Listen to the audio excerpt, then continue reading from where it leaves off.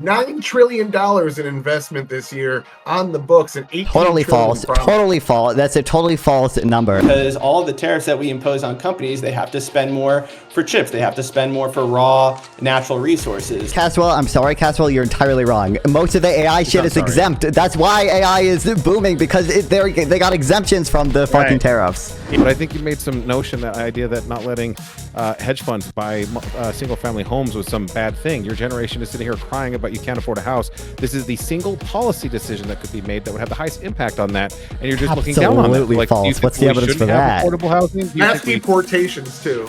I'm sorry, savings minus investment? What is national savings versus national investment equal? You know he's a multi-million-dollar business owner, right? Mm-hmm. And we're talking about macroeconomics. What is national savings minus national investment equal?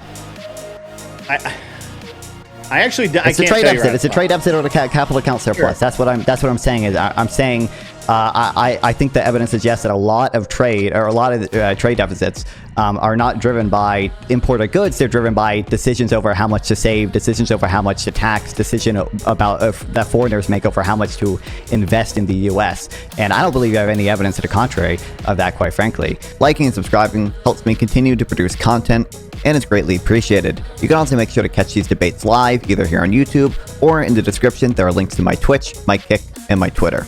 And we're here to hand out some whoopings. I'm excited. We're going to talk about the economy under Trump, whether it's good, whether it's bad. I know there's some contention. Let's start with you, Average Debate Enjoyer. Tell us about what your thoughts on the economy are. All right, Average Debate Enjoyer, YouTube and X. Generally, it's better than it was last year. If we go by every single metric, we were being told the economy was good under Biden. Pretty much every one of those metrics is better. The last PCE report for the 2 months that came out, October and November, was pretty damn good. We saw a lot of great that came out of it. A little bit of downside, but generally pretty good. PCI reports are looking good. We see inflation's cooling. That being said, it is a mixed bag because the trade war has not produced significant wins on an economic level within the United States, though it is helping to win us on the world stage, maybe get us better trade deals. Most of those trade deals with the smaller countries have just been accepting the 10% tariff and taking it like a man and doing nothing in retaliation. So I would argue that the trade war is the hindrance that's holding Trump back, and his inflation numbers right now are almost as bad as Biden's. So it can't be that good if he's getting viewed that poorly. Well, I'll tell you another indicator of a good economy is luxury products being purchased and repaired. And I'll tell you what, I feel pretty good because I just cracked my Rolex Sapphire crystal, and now I'm going to have to pay $2,200 to get that bitch fixed. So, yeah, that's fun stuff. So that'll contribute to the economy. How about you? Go ahead, Castle. Tell us what your thoughts are. Sure. So before I get into my thoughts, bro's doing broken watch fallacy. Last year of Biden's term, the economy was good for you personally. All right, hands up if you think the economy is good for you personally today. Exactly what I thought. Most people would raise their hand and say it's better today, but the fact of the matter is that we live in a K-shaped economy. Even Gibbs just pointed out today, the rich are doing better. The middle class and poor are still struggling. We saw this under Biden. We're seeing it similarly under Trump. The Biden inflation rate hit a low of 2.4% in September. The Trump inflation rate hit a low of 2.3% and has only gone up since last April. So inflation isn't abating. We're seeing a lot of people still struggling to pay for food, groceries, housing costs are still high, mortgage rates are now going back up. So we live in an economy where there are two sides to it. I think you don't have to listen to us because it seems like most people today think the economy is going great, personally, but the polls say otherwise. It's not about whether we feel good. It's about whether the American people feel good. Trump's polling on the economy is pretty bad. His polling on inflation is even worse. So I don't see how we can say that the economy is doing well if the majority of Americans aren't feeling it. This happened under Biden, and it was Biden's biggest mistake when he would go out and say the economy was doing well. The voters disagreed. Trump is trying to do the same, and I think it's a mistake to do it now as well. All right. Thank you so much. Let's go to one of our newest guests here, Mr. Streamrift. How are you doing? What do you think about the economy today? Wonderful. I find it interesting that we love collapsing the whole economy and the sun rises and sets on Trump. Whether you're conservative, you're a liberal every day, yours not complete unless you say Trump 30 to 47 times. So in this type of environment, we can take a look at the different sectors, and what we're seeing, most importantly for national security and for our economy, is we're seeing a lot of investment in not just actual infrastructure for AI and advanced technologies, but we're seeing a regulatory environment that's starting to make that much more attractive in the United States, which plays to some of our greatest strengths. The First Amendment gives us protection on speech. The 10th Amendment gives states the ability to regulate everything, including AI. So the federal government has no particularly strong standing to regulate it at a nationwide level, which means that the U.S. is primed for an exciting future in AI and advanced technologies, because if for no other reason, then we do not have the same legal restrictions other countries have. So for me, the future is very bright. Personally, I'm seeing projects take off. We're being able to move at speeds that frankly were never before possible. So from my perspective, I think there's always winners and losers, and the folks that are taking advantage of, advanced tech and that are participating in that economy are doing really great. And then I think it's a mixed bag for everybody else, and we're going through a transition where we're going to be switching to new jobs, new roles, new functions. Companies are reorganizing around AI native flows, and people who are temporarily displaced by this will soon find likely better paying jobs, more value in the economy, and overall the U.S. will remain a strong backbone of the global economy. Daddy Trump, he's making that all possible. All right. Thank you so much. Let's go to Nonfon. Yeah, I don't think the economy's in a entirely catastrophic place right now or anything, but I think we have good reason to believe that almost every one of Trump's policies is making it worse. And I think the way you should analyze this stuff is looking at the policies they're doing and look at the evidence that we have from economic theory, look at the evidence we have from historical stuff, and analyze whether or not the counterfactual would be different. Or would be better or worse. I think it's I know Tyler loves when I say this. It's a little silly to just look at the month-to-month data by president. That's not how you should do good causal inference.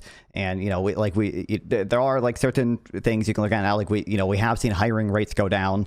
We've seen unemployment go up slightly. Those are, I think, plausibly related to the tariffs and the uncertainty from them, because we know we have good evidence from past experience that uncertainty harms investments, that tariff shocks harm asset values, that tariffs increase prices, and we've already seen tariffs increase prices. I think the deportations as well are likely constraining some job growth in the industries that rely on them. If Trump actually goes through with any of his stuff of restricting high school immigration, restricting H1B visas, that would harm our innovation in America a lot. Hold on. Let him finish. Go ahead. Yeah, sure. I think that would harm our ability to innovate in the U.S.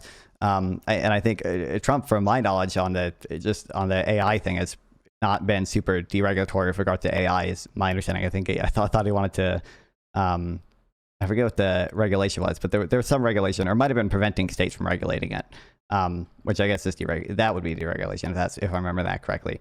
But on I think a big reason why we haven't seen things been worse is because Trump doesn't follow through with all of his crazy, insane shit. We haven't seen effective tariff rates go as high as the announced rate. He didn't follow through on the interest rate cap for credit cards. He withdrew his nomination for the crazy BLS commissioner. But ultimately, it's totally unacceptable policy. A lot of it's just based on lies, or at best misunderstandings of how things like trade deficits work. And we have every reason to believe the economy would be doing better if Trump was not in office. All right. Thank you so much. And last but not least, Mr. Grid. You're muted. I thought on my end. You muted on your end. No. Yeah, Okay, you're muted. You've got to unmute yourself in Discord. Why are you good? Fucking Discord. I was trying to be polite though. All right, so welcome. Thanks for having me, Gibbs. Again, it's great. It's gonna be a great debate tonight. I really enjoyed the Cope Fest that I just heard from Nonfon, talking about possible this and maybe that and all of this nonsense. It's great. I love it. It's wonderful. I really love big spending liberals and neo-Keynesians and social democrats, or whatever the fuck, democratic socialists, pardon me. I always get that backwards. They always talk about how the things that are working today shouldn't be working, and whatever nonsense that they want to throw out there to spend more money and do more things is going to work, and stimulate the economy and pump trillions and trillions of dollars back into nonsense and wealth redistribution and all kinds of cool things, new catchphrases like that. Cradle to grave programs. I love cradle to grave programs. Those are fucking awesome. But we're only 1 year into Trump's second term, which was interrupted, obviously, by the absolute failure, abysmal failure of Biden, where we went from Most people could get a mortgage under 3% interest, and we went to a cap of almost 11% if you couldn't get prime, which most people couldn't. And that is terrible. 11% on a mortgage, by the way, is soul crushing in the economy. Soul crushing. I don't care what else you want to say about Trump, him getting the interest rate back down to where normal people can afford a normal-ish mortgage of 6-7% is wonderful for the economy, and you can't deny that. If you do, you're just absolutely insane. 100%.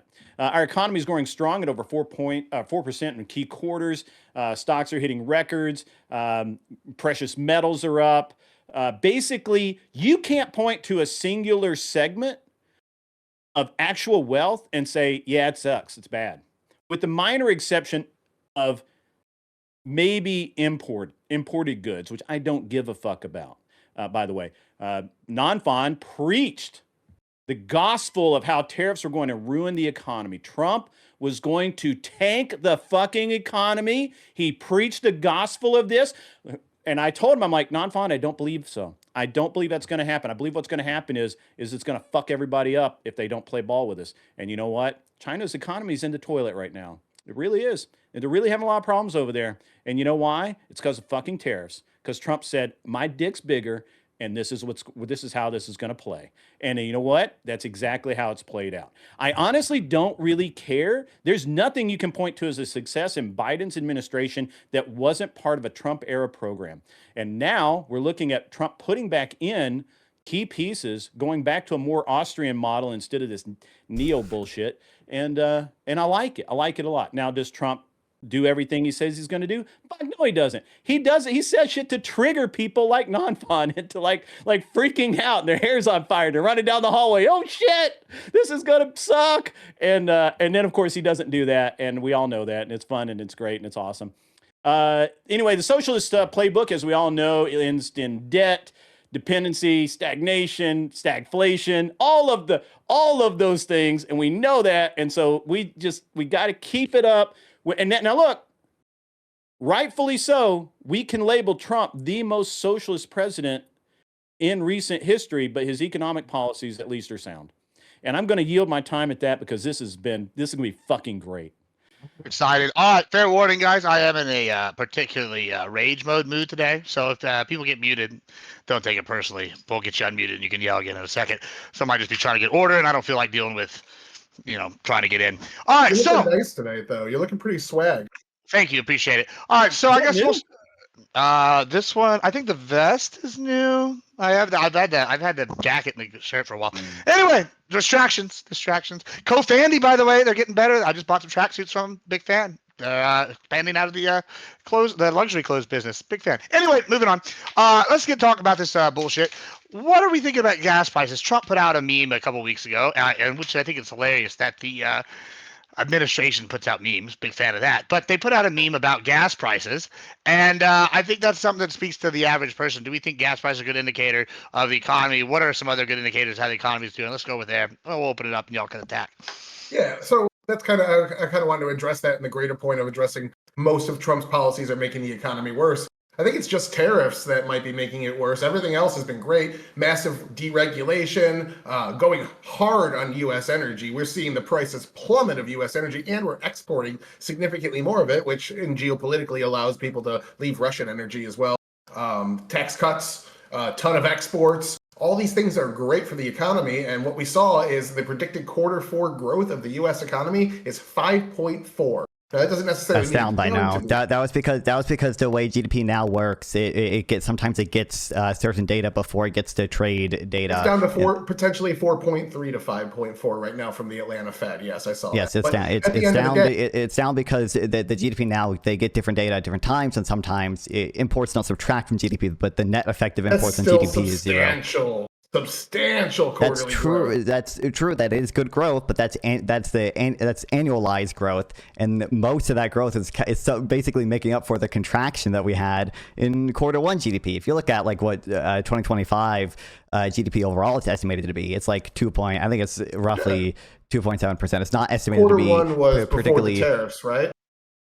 that started in for the April. most part, but it was expectations game, right? It was because companies were delaying investment so that they could stock up on inventories before the tariffs came into effect. Yeah, but we saw after that happened, after the election ended, the imports. Hold on. Do you recognize those are negative? Do you recognize that is dead weight loss? Let me get the whole sentence out. That is dead weight loss? Let me get the whole sentence out. Let me get the whole sentence out. After Trump won, we did see a spike in imports, but they leveled back out, and now they're back up to higher 2024 numbers. While we're also seeing exports rise substantially. October was the closest month to closing our trade deficit that we've ever seen, and that means more output from U.S. companies, less output from other foreign companies. That's totally false. That's totally false. Hold on, that is totally false. One-on-one. We already that's a fundamental. The one-on-one a couple weeks ago. That's a fundamental misunderstanding of trade deficits. Trade deficits obviously do not necessarily displace U.S. production. That's a totally insane, obviously bullshit assumption. When you're selling significantly more goods, just to be clear, do you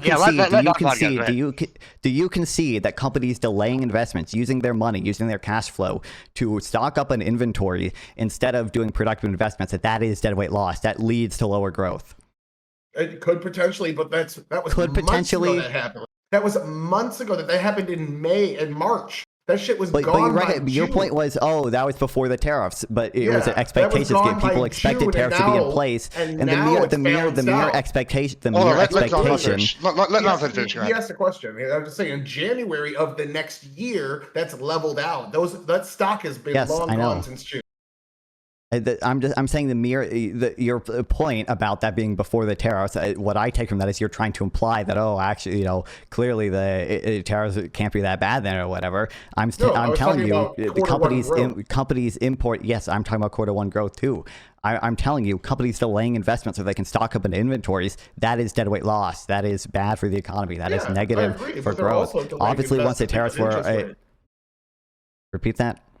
They're also delaying investments because of interest rates. Interest rates weren't coming down just because the Fed. I think that's more that. I think that's more accurate. I think that's a more accurate. So that is kind of the whole point of interest rates, or half the point.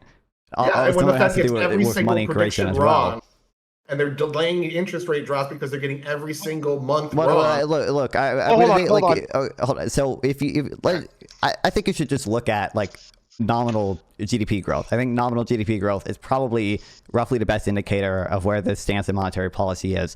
Nominal GDP growth was not constrained that much.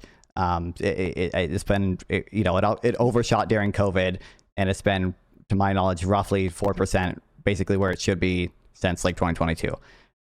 So I don't think it's had substantial effects, but rates were more restrictive compared to the Taylor rule for most of Biden's term than where interest rates are now. You can see that's true.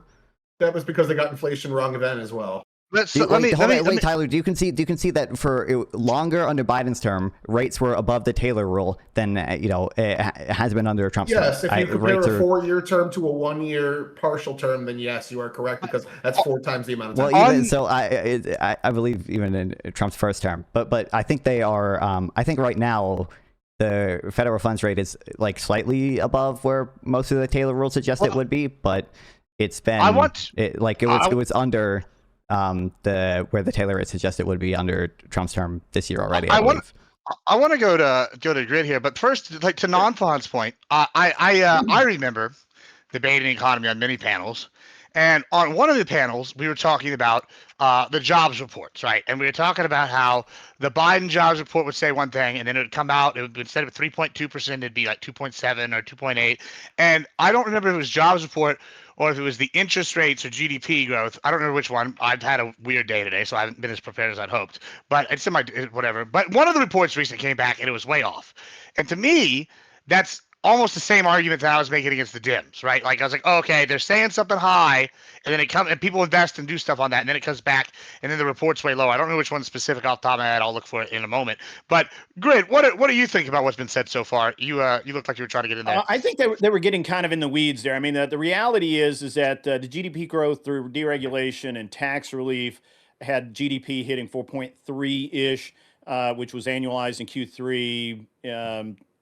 And that's the fastest in the last 2 years of Biden's term. It just was. You can't deny that. I really don't give a shit about any other theory. I only care about what the numbers were, and what the numbers were is it was the fastest in 2 years, which It's crazy, right? It's just weird. I think when I bring up job growth under Biden, you're going to say the exact opposite. But okay. Now, obviously, I think that's kind of my point. Like that I was making non-fun. Go ahead, Grid. that's driven by consumer spending. Obviously, we have people who are willing to spend more. They have more confidence because they have Trump in office. He, as president, inspires confidence, and you can't get away from that, right? And he just does now. And some AI, What's the evidence for that? You could argue AI investment, spurred some of it, and some other, there's some other things back there on the back end that could or probably do.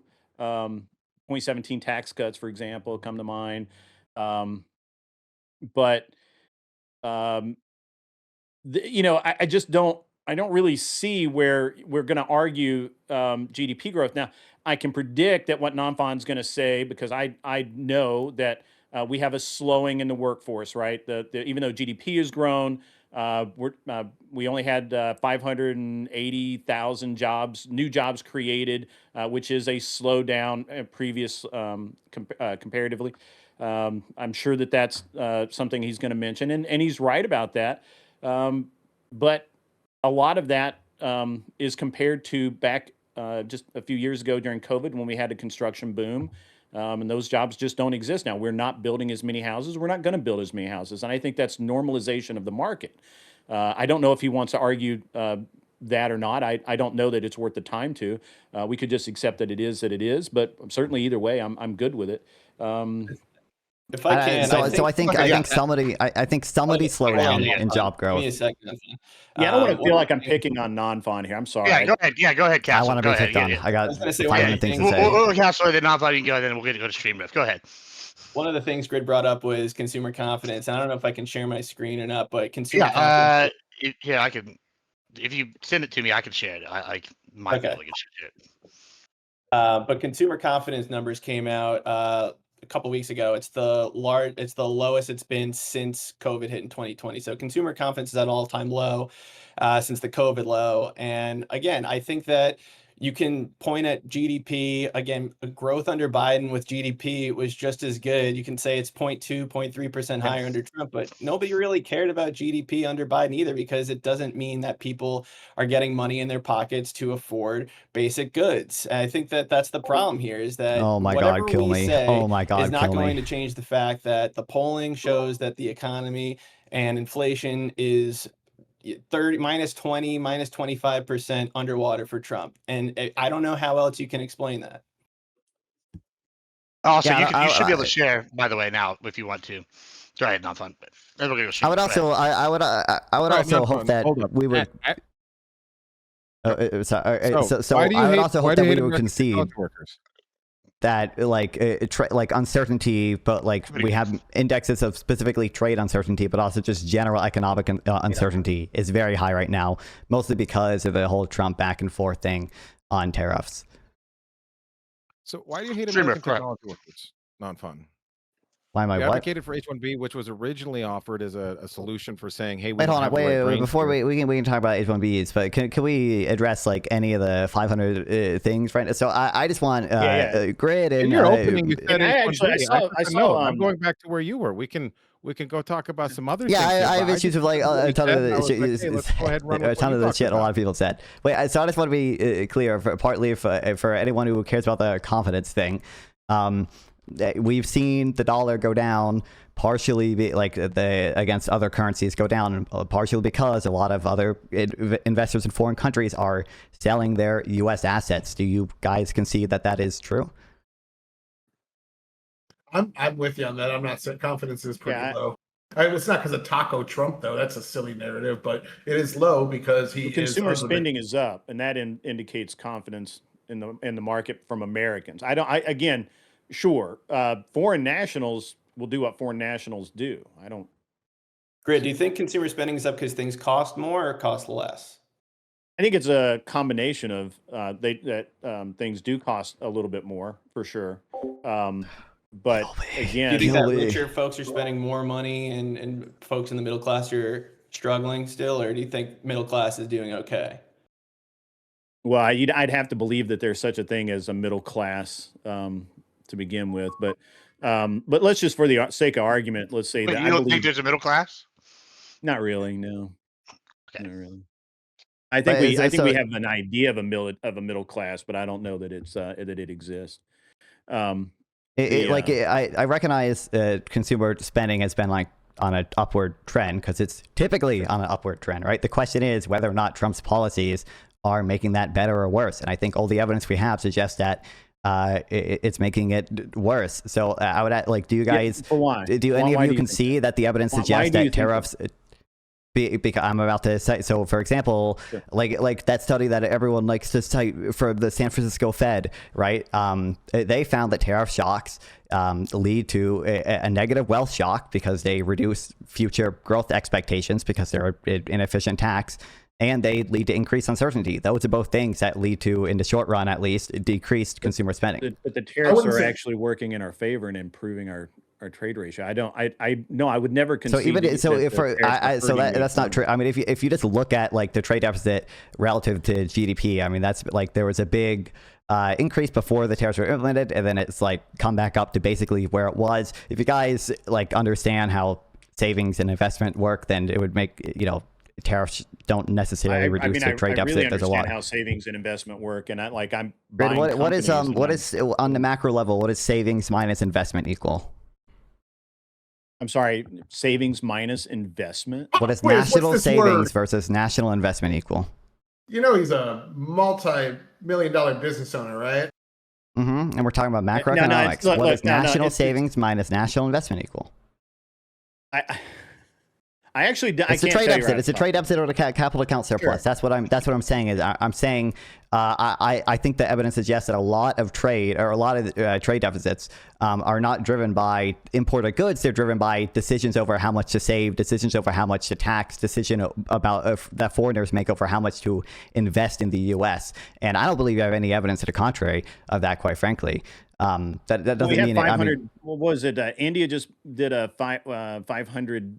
Is it $1 billion investment into the United States? Isn't that that increases the trade deficit if it's investment? Sure, but that's good for investment us, into though. our country. It's good for us. It may be bad for If them. you but think, it's good for then us. why do you care about the trade It might deficit? be bad for that metric. No, like, Grid, not you fine. recognize the trade deficit is I didn't entirely say anything offset by about the investment trade into. deficit. You Yes, did. you did. I You said the that tariffs are improving our trade working balance. because you literally said that China would not play ball with us and it would hurt us more than it does them, and yet it is not. I have Our no economy is clue if growing. I- Theirs is shrinking.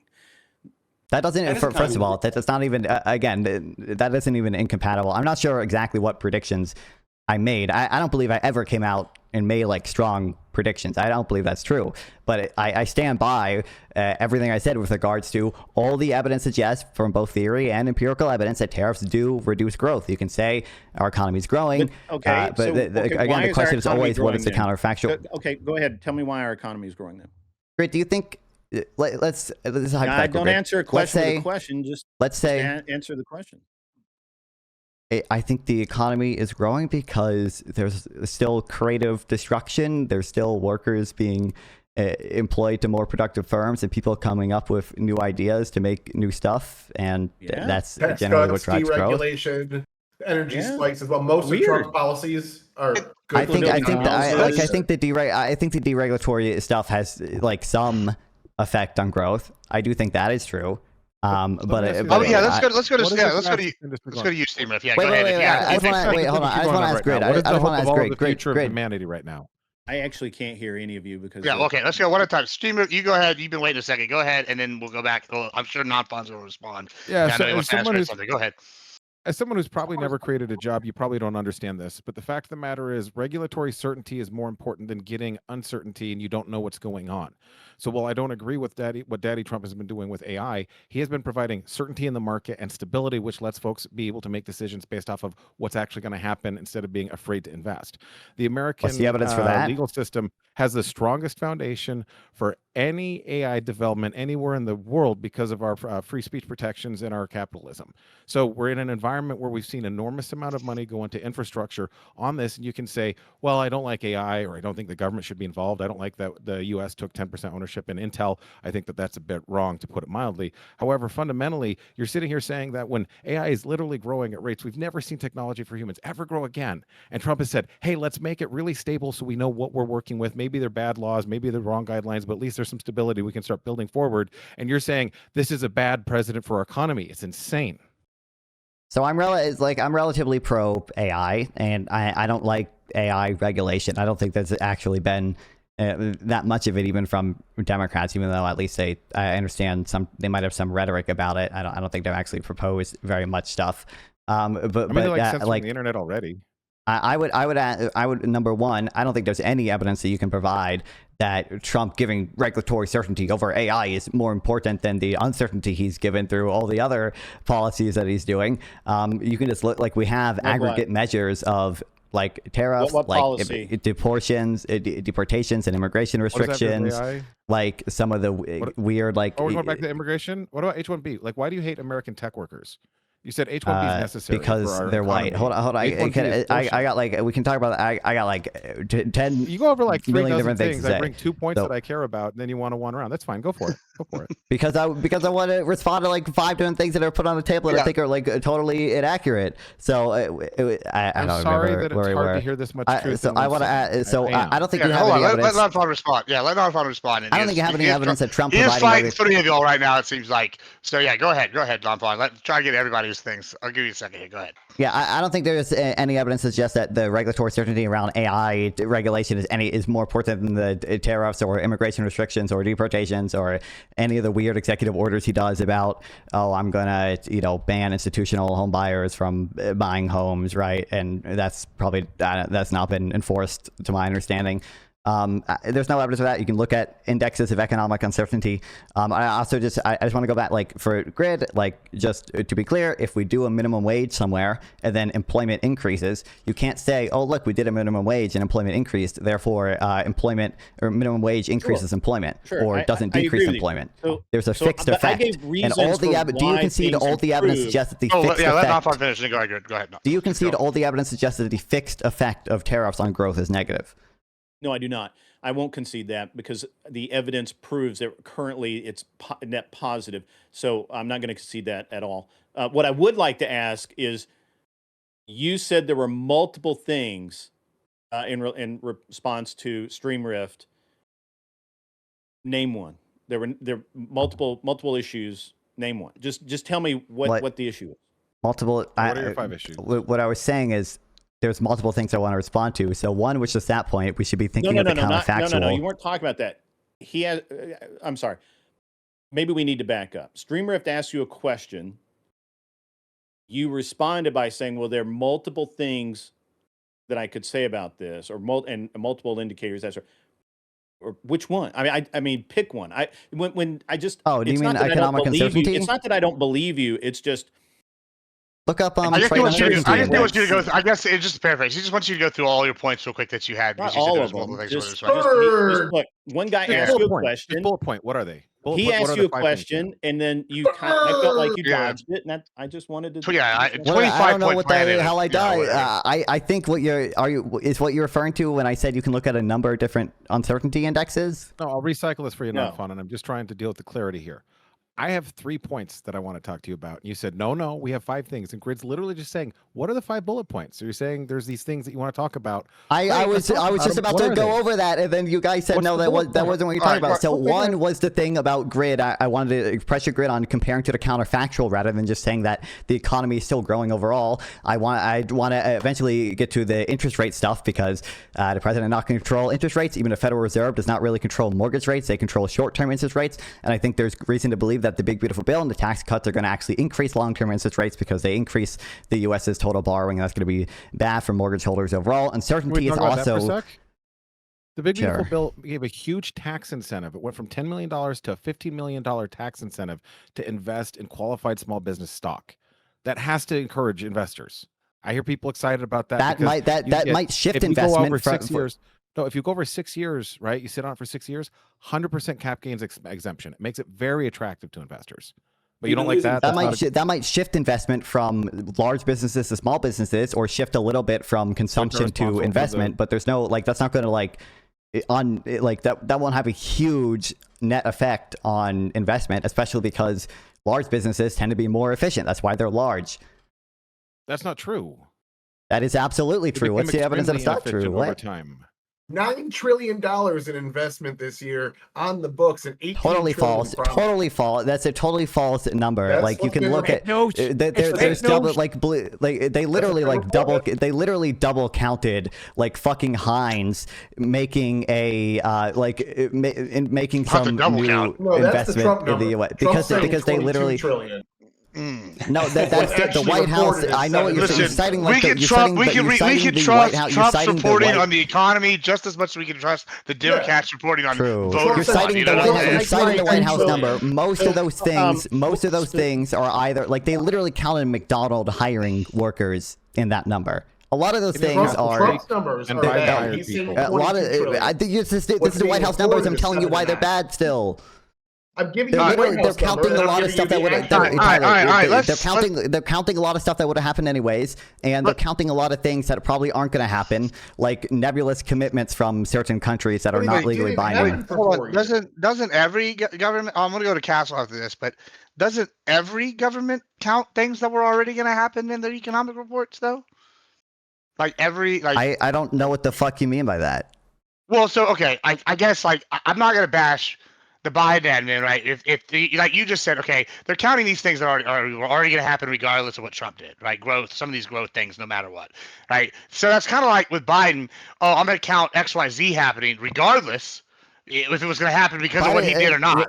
I mean, it's the same thing, right? Like, and I'm not bashing either one. I'm just saying, wouldn't every government, every president do that, like for the report? Not really. So this is there's a tiny grain of truth that I don't even want to grant you because I give you an inch, you're going to take a mile. But like, obviously, presidents always will be like, oh, this many jobs were created under my administration, and people like falsely assume causation to them. That is true, but that's not the president or the executive branch. Or like, well, the BLS makes that number. They're part of the executive branch, but that's not like the White House putting out a number of things that they attribute to the president. That's like Biden or other people taking credit for stuff that happened under them. You can say a lot of that would have happened anyways, but this is what Tyler is citing, I believe, is like literally, I don't know who made it, but it was like Council of Economic Advisors, like White House website where they attribute a bunch of this bullshit directly to Trump, and that's just obviously not true. Trillion number. That's no, I know what you're. I know it. Look, link me what you're citing then. Those are Trump's trade deals that he's bringing in trillions of dollars in investment. Like with Saudi Arabia. First of all, again, made a trade deal and they spent $500 billion right after that. True. First of all, again, none of you guys don't actually care about investment. But second of all, just to be clear, you're citing the White House website still. Hold on, before we go down that just to be clear, I'm on the White House website right now, and it's total U.S. and foreign investment 9.6 trillion. And again, this literally includes McDonald's hiring workers. It includes a fuck ton of stuff that would happen anyway. A lot of these are nebulous commitments when you from like the EU. Tyler, do you concede the EU doesn't even have the ability to enforce the $600 billion that they supposedly committed? Yeah, they could break that deal, and then we could punish them with tariffs again, or some other kind of mechanism. The same way we're punishing China for breaking. Hold on. They're not breaking. They're not even like breaking the deal. You can see that they don't even have the EU does not have the legal authority to enforce that. They'll find a way, just like they found a way to raise their drug prices. Okay, but we can count that on Trump's White House website. That's a real number, which we should take super seriously. Yeah, that's great. That's great. By the way, I'm pretty sure total foreign investment. They were allies. Wait, hold on. I'm pulling up Fred right now. Wait, just to be clear, total FDI in the U.S. for quarter 3, 2025 was $218 billion. So you're not going to get, this is absolutely, at least not so far, showing up in the foreign investment numbers. Quarter 2, 2025, it was $500 billion. So, what are we... Well, before you answer that, let's go to Castle. I know he's trying to get it. Go ahead, Castle. Thanks, Gibbs. Yeah, so the thing with investment, even if you grant that to Trump and the administration, it's what is it going to do and how is it affecting the economy today? Because under Biden, he had the whole infrastructure week and project, and that money takes time. It takes literally years, even after he's president, to really turn into effect. And there are things that under the first Trump presidency, there were promises of manufacturing being done or companies overseas coming to build factories over, and that doesn't happen. Same thing happened with Biden. So you can't really count on that yet. I'm not saying it's a bad thing that Trump is getting investment. It's a great thing, and I definitely think we shouldn't be against that at all. But the thing is, we're not seeing anything today happening because these things. Hold on, I'm what's happening confused. today is that we have job. Hold on, Gert, 1 sec. We have jobless claims and we have the jobless rate increasing, and we're seeing that companies are spending more. I sent a link to in the group chat that retail inflation, ever since the tariffs have gone into place,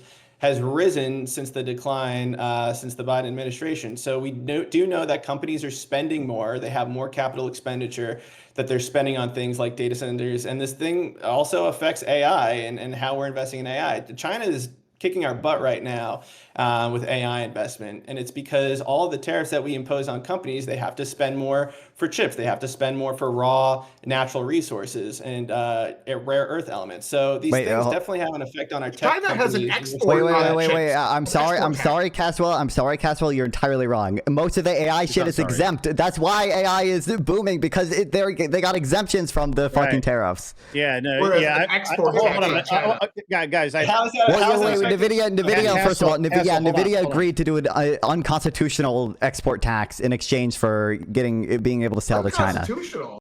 I bet no one has standing to sue, but I bet if someone did have standing to sue, it probably would be unconstitutional because it's basically an export tax, which is not legal under the Constitution. Hold on, not fine. And if I'm wrong, I'll totally take it if I'm wrong. But outside of NVIDIA, are you saying that all the chip companies are non-exempt or exempt? It's not all of it, but like Apple, for example, has a deal where like they and Apple doesn't do that much AI stuff, but it like they don't pay tariffs on a lot of their imports. I forget the exact restrictions, but it's quite a bit of it. That's totally a fair point. I mean, just to be clear, China doesn't actually make the AI chips. They do a lot of work with the AI software and some of the other technologies, but Taiwan was making most of the chips. And we don't have I don't even know if we have a tariff against Taiwan right now, but if we do, it's probably low. And beyond that, one of the very first things Trump did, like his first 90 days in office, was make a deal to move the chip plant that had been moved from California to Taiwan back to California. I don't know if that's actually happened yet, but it is on the agenda. And don't forget, Israel also provides a significant portion of chips to us as well.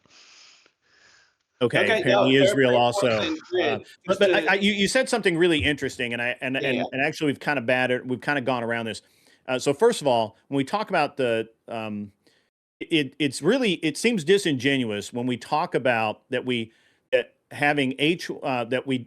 don't have the job growth that we want, but at the same time, you both have mentioned H1Bs and the lack of H1Bs, the number of H1Bs being restricted as being a problem.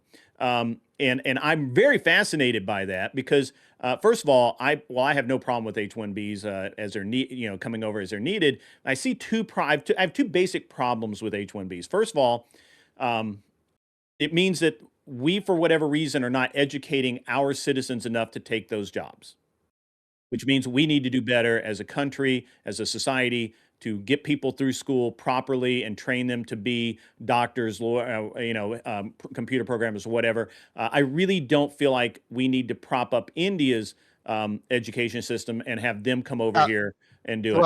Hold on. Not done yet.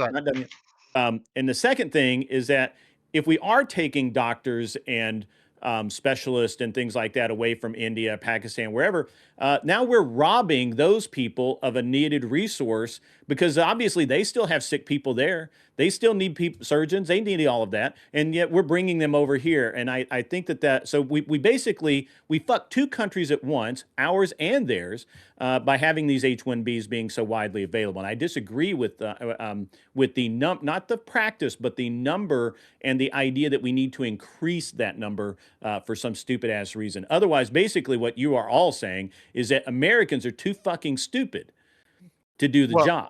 Well, and that's a serious problem. So I really want to dig I down into why you both mentioned H1B and the lack of H1B as being a problem. Well, before you go on, I'm going to take first crack at this because okay. Listen, why don't you, instead of looking at it like this, look at it like manifest destiny. We're manifest destinying that resource out of their country. So India, they got all these doctors. Yeah, well, sure. Well, hey, maybe, I don't know. Listen, but what I'm saying is, if we're looking at India, the argument would be we're taking their cream of the crop. Fuck them bitches. We're conquering their education people while we improve ours by bringing them over here and hopefully putting them into citizenship programs and they permanently become Americans. That'd be the argument. And the other argument I would make is manufacturing. I deal with on the manufacturing side. I have to deal with H1B visas, and we'll get them in. And then we'll push them through the green card process, citizenship process, right? Sure. And then I'll get them here and whatever. And I would get Americans to do that, but they don't want to do this shit, right? So okay, well, who am I going to go to? And I think part of it is the manufacturing aspect, right? I want manufacturing to come back to America. I think that's important. So I'm a little bit torn. I think that there needs to be some kind of redoing of all the immigration system. I think we're all probably in agreement on that. However, I feel like this is maybe a target that's getting included that is not necessarily something that maybe shouldn't be our focus. But I know Nonfon had a different objection, I'm sure. Go ahead. You were going saying something when I cut you off there. Yeah, number one, I mean, at least Gibbs recognizes it, but I love how the America first, it just evaporates out of your body. Now you have this really big concern for India. It doesn't matter that we're tariffing them, but taking their doctors is just so evil because it's going to hurt India a ton. I'm just saying that we do two wrong things at the same time. The problem is the H1B. Well, I mean, if you think it's wrong, presumably you think it's gonna. That's a concern. Then you're concerned because it's wrong. No. But second of all, I think I can say something's wrong without being concerned about it. I wouldn't ascribe that to me. Okay. I mean, H1B. Hold up. Wait. Let me. There's not I've never seen convincing evidence that H1B visas are complements rather than substitutes rather than complements to native-born workers. There's a lot of clustering effects that go on. I know all you fucking conservatives hate California so much. You hate gay San Francisco. All right. The reason a lot of tech companies still found themselves make a startup in San Francisco is because that's where all the talent is. Having more talent in an area attracts more investors to that area. So you should care about the clustering effects there that happen. And the H1B system is a lottery, so we have decent causal evidence that firms that hire more H1B workers actually see more total employment and they see higher growth a lot of times. And secondly, you should care about spillover effects. Obviously, these are tech workers, just the illustrative example. There's some hard data on this, but imagine an Indian H1B worker who takes an American's job, at fucking Adobe.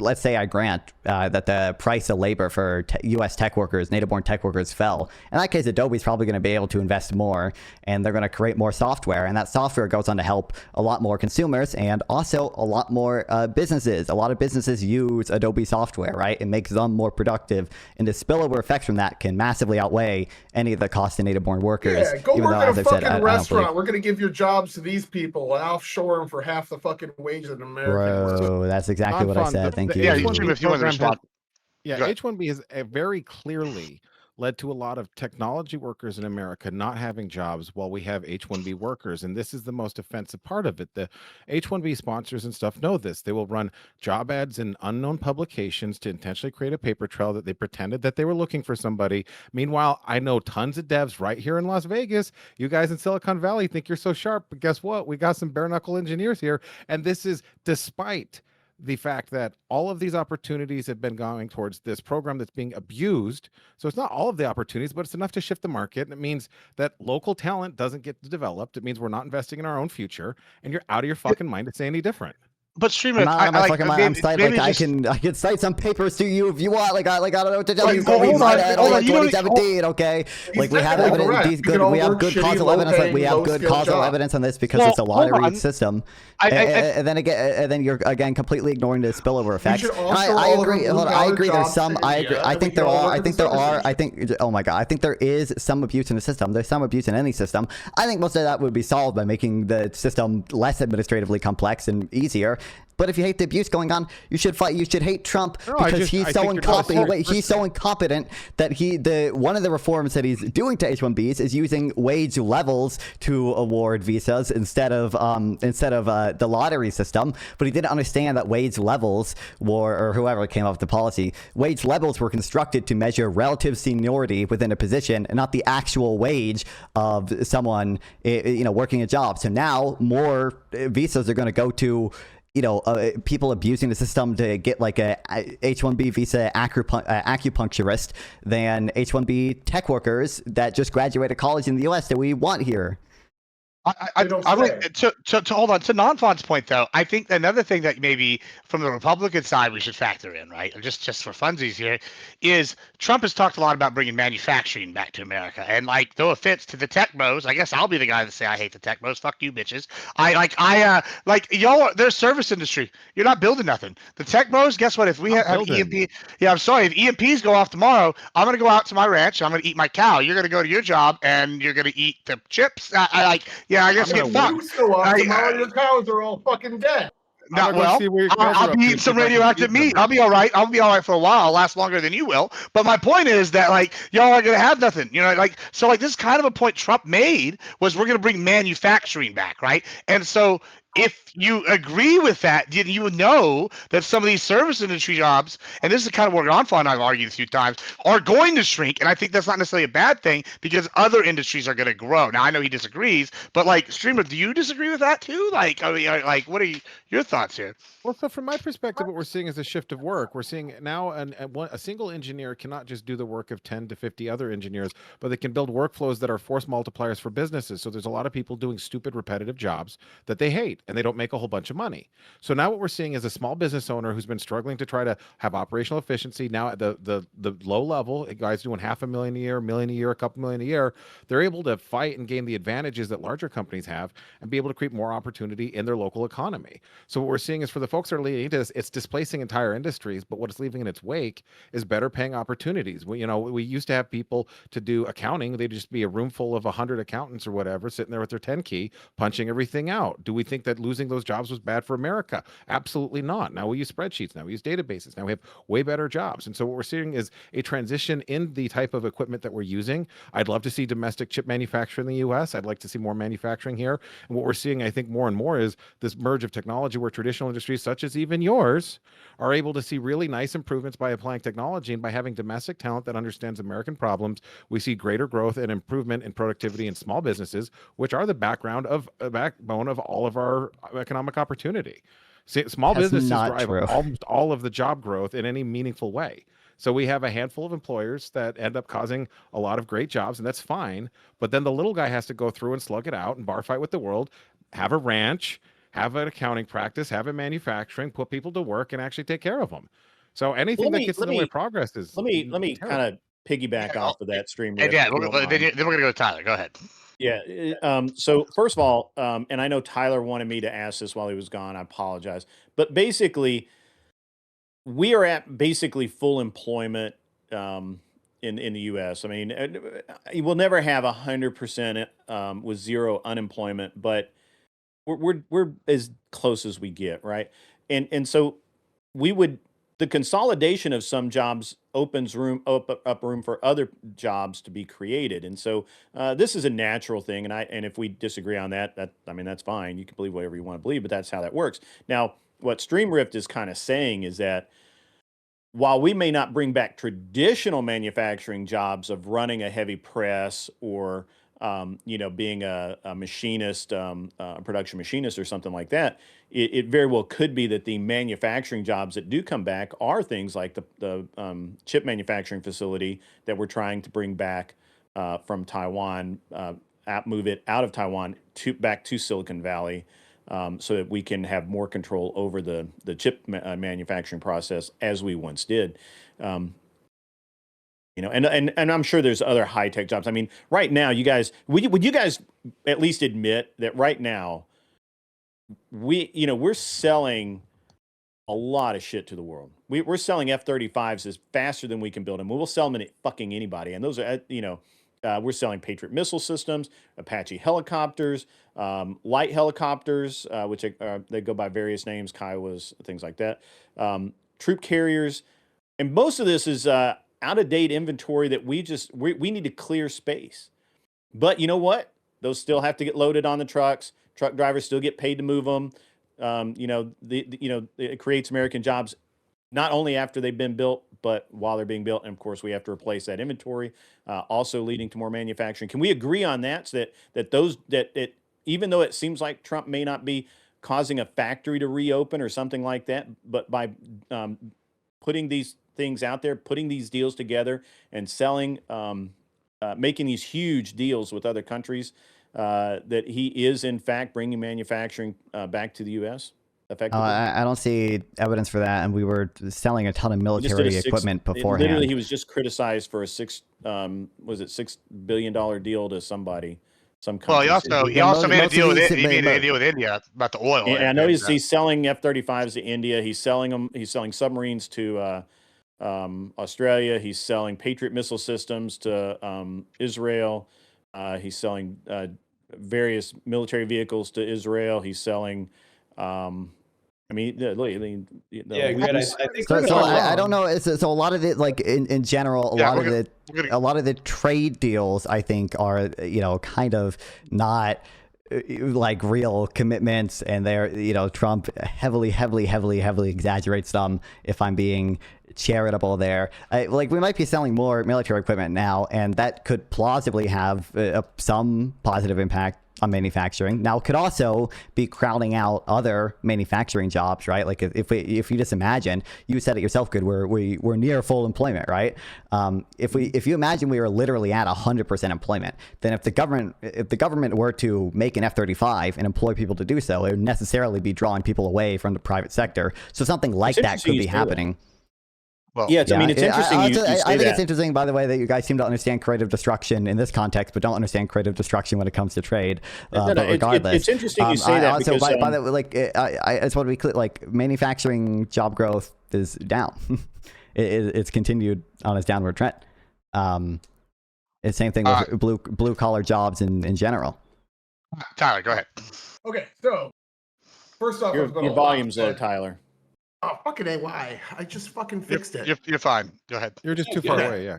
All right, so a lot has been said since the last time I spoke, so I got to get to a few things. The issues we're seeing right now with jobs, as Grid pointed out, we are still currently in the area of full employment. We've seen like a 0.8% decrease with increase in labor force participation. The reason why is because we're seeing massive cuts in jobs, in federal jobs. That's the largest amount of jobs lost since Trump took office. And second most is because we're deporting illegal immigrants, forcing businesses to actually pay their workers living wages and real wages. They're not allowed to break the law and pay people second-class citizens pennies on the dollar anymore. And that's causing them to actually increase the cost of their output. So, following the laws might suck, but it is what it is. 95% of H1B visas come into the country, work for a limited amount of time, and leave. They don't stay, even though we offer them incentives to stay. We are getting cheaper and cheaper in terms of what we're paying people. We see that jobs in blue-collar jobs in tech sector pay almost double what service industry jobs pay. Blue-collar jobs in manufacturing pay about 60% more than what people pay. And we've lost 3 million factory jobs, 2 million tech jobs because we're offshoring overseas. Totally are false. You have no decreasing- evidence for that. Oh yeah, your study says 2.4, buddy. Nope. I've seen more Nope. ones. Nope. Yeah, it does. Wait. Yeah, No. it does. First of all, Yeah, it no. It does. Tyler, I know. Do you think I know more about the fucking study than you do? Oh, First of all, I know no, what study you're you citing. said Arthur, you you're just- citing Arthur Dorn Hansen, okay? Because I told you about the study. Arthur Dorn Everybody Hansen, else first of here. all, You Arthur talk Dorn more than Hansen, first of everybody all, else says here. 1.5 million Hold on. jobs. Second of all, You talk more than Arthur everybody Dorn else Hansen here. does not have a Stop general equilibrium spurting. model. Stop You cannot Alright. get aggregate I'm effects sorry, if there's folks. We're no. gonna get some order here. Everybody, shh. All right, Tyler, you can go first. Then Nonfon, you can reject his claims. All right, you go ahead. Now you go. Thank you. I'm going to continue. Even the lowest studies that Nonfon cites say 2.4 million jobs in the manufacturing sector. There's also other studies that show 2 million tech jobs have been offshored as well because of this. We're offshoring call centers. We're offshoring tech support to other countries. Most companies do it.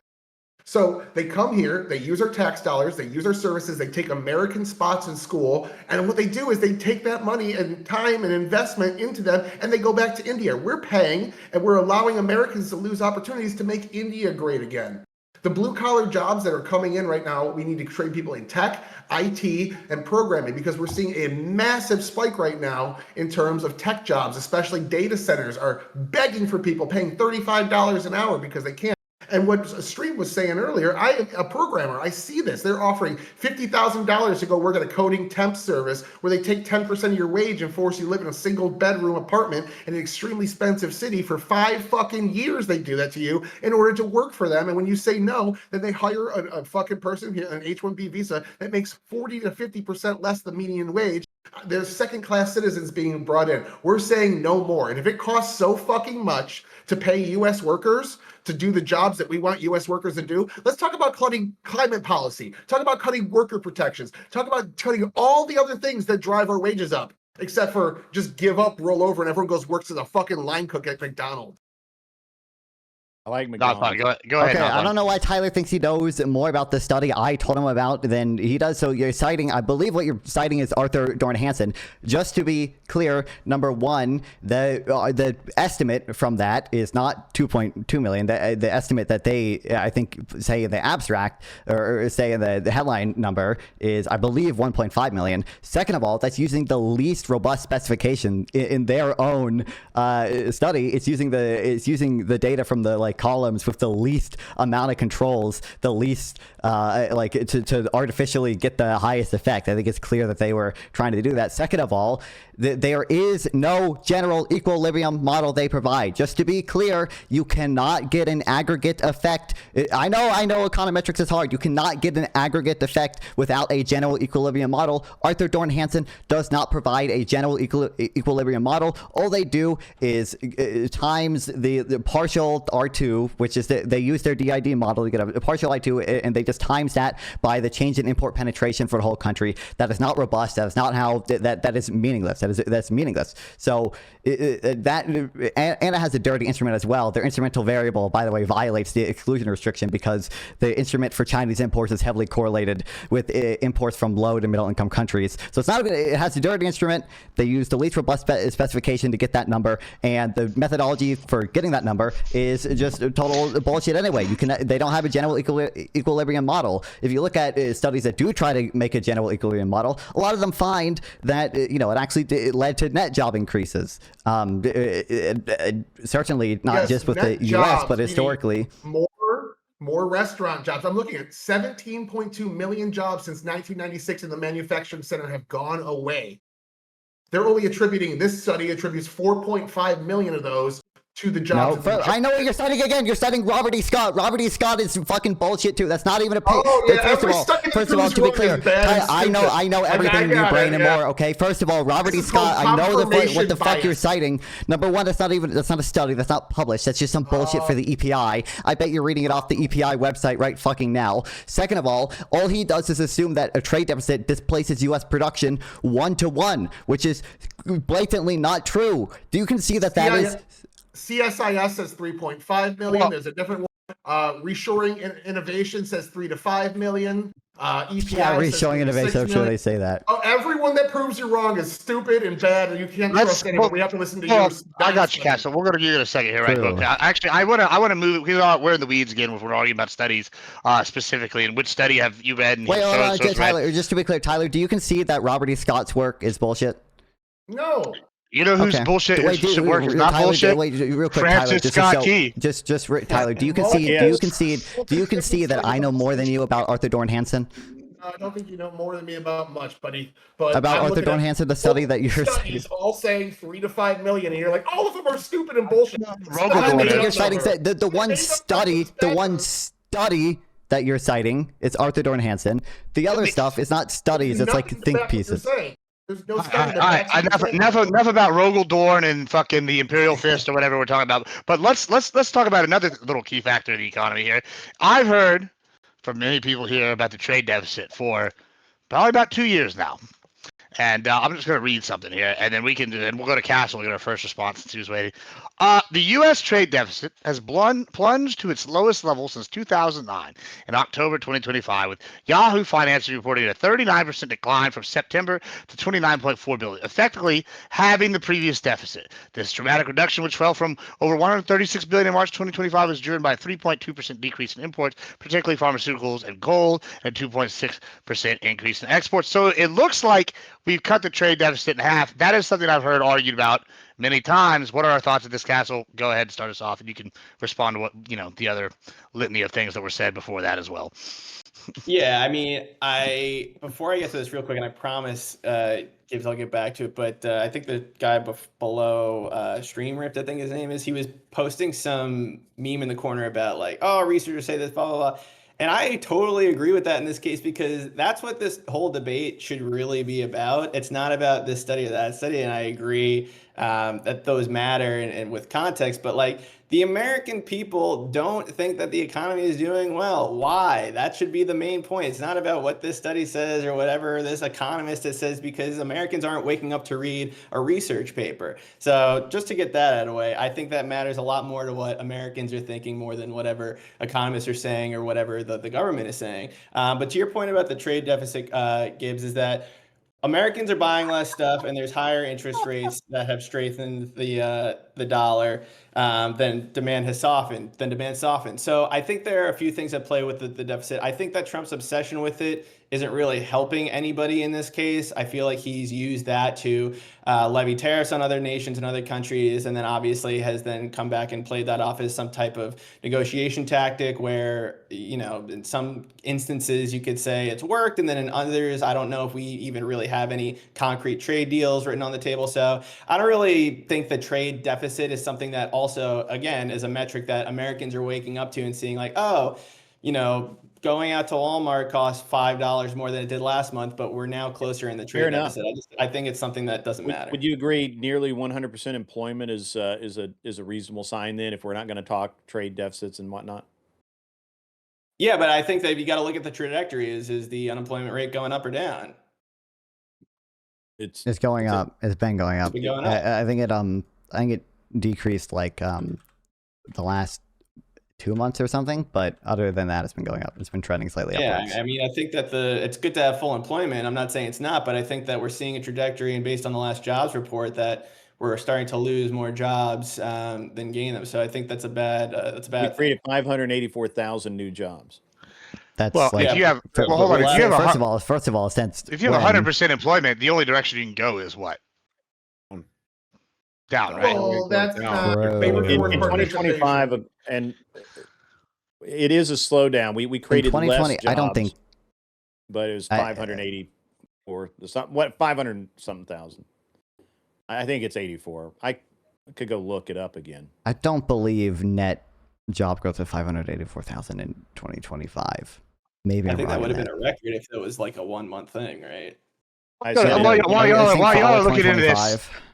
While y'all looking into this, let's go to Steamrift. He's been quiet for a moment. Steamrift, what are your thoughts so far? I mean, I think it's really interesting when we sit and we discuss studies. Like we've touched on this. So, Nonfon, I gotta ask you. So we're sitting in this time where there's never been this much advancement in technology ever, and a lot of folks have been looking for technology to make their jobs better, start making more money, and we're right on the edge of all of this excitement here. And you're sitting here discounting the stability of the market that Trump's bringing with actually giving some guidelines for companies. You're pushing back on the idea that we need to let American talent develop. You're pushing back on the idea that, for example, like just going back to sort of the beginning, like cheap gas, like Americans like cheap gas because they like going places, like they like visiting their family, like going on trips, like they like fucking just going on their boat. Like if we're just talking about general country morale, $2 gas, we'd be fucking ready to throw down for another revolution. So like there's some quality of life things that happen that people are like, oh, you also, and my goodness, this is probably the most offensive thing you've nodded to, and please correct me if I'm wrong on your position, but I think you made some notion, that idea that not letting hedge funds buy single family homes was some bad thing. Your generation is sitting here crying about you can't afford a house. This is the single policy decision that could be made that would have the highest impact on that, and you're just looking down on that. Absolutely Like, false. What's the evidence for that? Affordable housing? Do you Mass think deportations too. True. yeah. Wait, hold on. What's the evidence for that? Well, Evidence there's for some what? there is some reports coming out of California that housing costs are going down now that they have such a dramatic decrease in pop due to that. But I don't know. I find Not that the mass I'll be deportations, hold on, the institutional buyers. just to caveat that, I find it somewhat suspicious that that's going to cause housing costs to go down in California whenever it's already so high and these people are working as a subclass. How are they causing prices to go? I got questions. I would need I'll more walk you through evidence. that. It's all right. So we've got Sure. expensive housing, mid housing, cheap housing. When you start, There's no cheap housing, so yeah, it goes up. I understand, Yeah, it but collapses the whole market. I got some doubts, but like maybe I'm wrong. You know, It's I pulled off like 10%. Like my wife and I, we like looking at the beaches of California. It'd be nice to have a place to go hang out there, and we're looking at it. Prices yeah, went down the quite a red bit. wave, the red wave is Like from it really Cali. got. Oh, we'll just visit. We lived there for 3 years and never again. Great beaches. I think the just migration, not a you place might to have a be. point on migration, Tyler, my Hughes, but I God. think for the institutional buyers, I don't think that's a real thing. Like they own like 1% Are you of the kidding me? entire housing Not in stock. Nevada. Nevada, What was they that? own like Okay, a wait. third of the houses in Vegas. It's a It's massive like impact. And what they do is every time they buy a house, they can increase the amount of rent. So they buy another 5% of the market. The rents of everything in the whole market goes up. So they get extra rents on everything else that they bought up. So this is how they've just been beating the shit, like Grid was talking about. The middle class. There is no middle class. wait, There's a permanent renter class that why never can they get ahead. just why can they just bid the price of housing up? What do you mean? What are you talking Like what? about? They Start still I have to can- compete. I They have can to answer compete. that. They have to compete. They have to compete defer to against Grid. all the existing housing stock. And you would imagine, absent barriers to sorry, building no, more it's housing, Grid. if they Yeah, did, I mean, if they did increase housing prices a ton, other investors would wanna enter answer? No, to build new Nonfon? Do homes you to wanna drive the answer? price So back you ask down. the Go ahead. Let him finish, and then go ahead, Grid. Yes, I mean, I can answer why a big chunk of why the real estate market is the way it is, and we can look at a couple of different markets. Most markets, what happens is you have American Homes for Rent, Liberty, Progress, and I forget what the fourth one is, but they're all basically, they all receive funding from the same corporate entities. They own over 1,000 houses now. They have to divest themselves of it. That means they're going to have to sell them. There's some concern. My wife and I were talking about the other night that these companies are going to just simply form a new company and basically sell to themselves on paper, which would be interesting to see happen. But what happens is they move into a neighborhood, and the average price in that, let's just pretend that the average price for the home in that neighborhood is $250,000, and they buy that house, and then they decide that they put some money into it and they get it appraised, and it's worth $400,000. So now all of the houses in the That's an improvement. Yes, if you make something more desirable, its price goes up. Can you control yourself for just a little bit? I mean, No, I know it's hard. I'm gonna go insane. So literally, what they'll do is in that neighborhood, they will buy every house in the neighborhood, and they'll go to the realtors and say, "Hey, if you bring me the deal first, and I'll buy it cash." And then they buy cash, they close quick, and a lot of times, sellers that need to get out, and they get what they want out of it. I personally, I have an investment fund deals with real estate. And what we do is we buy houses. We don't buy whole neighborhoods like Progress or anything, but we buy houses, and we do the same thing. We go to I have realtors that are willing to make very low commission and willing to kind of negotiate harshly with sellers to get us a good price. And we bought 20 houses this year. And that's, it's a drop in the bucket compared to some of these companies. You are BlackRock. True. Mini BlackRock. Okay, first of all, that's how it happens. And now I control control what those houses are worth. I control what those houses are worth. When I decide to sell it, what do you mean how? You're in competition against all the other existing housing stock. So if he's got a lock on. Yeah, he's got a lock on he's basically saying he can do the Rockefeller system because he can undercut the people that are still there, or he can own the other people because he controls the market in the region. So if you want to buy a house in this neighborhood, what's the evidence for that? Wait, cite me one metropolitan area. Cite me one metropolitan. So we have a measure of, actually we have multiple measures of market concentration. One is the HHI index. Cite me one metropolitan area where the HHI index. I'll tell you right now, Columbus, Ohio. That's not true, because I know the HHI index is not above any market concentration threshold level in any metropolitan area. If you can't, I bought a house 8 months ago for $215,000. I put basically zero money in it, right? And I have had someone in there paying rent the whole time.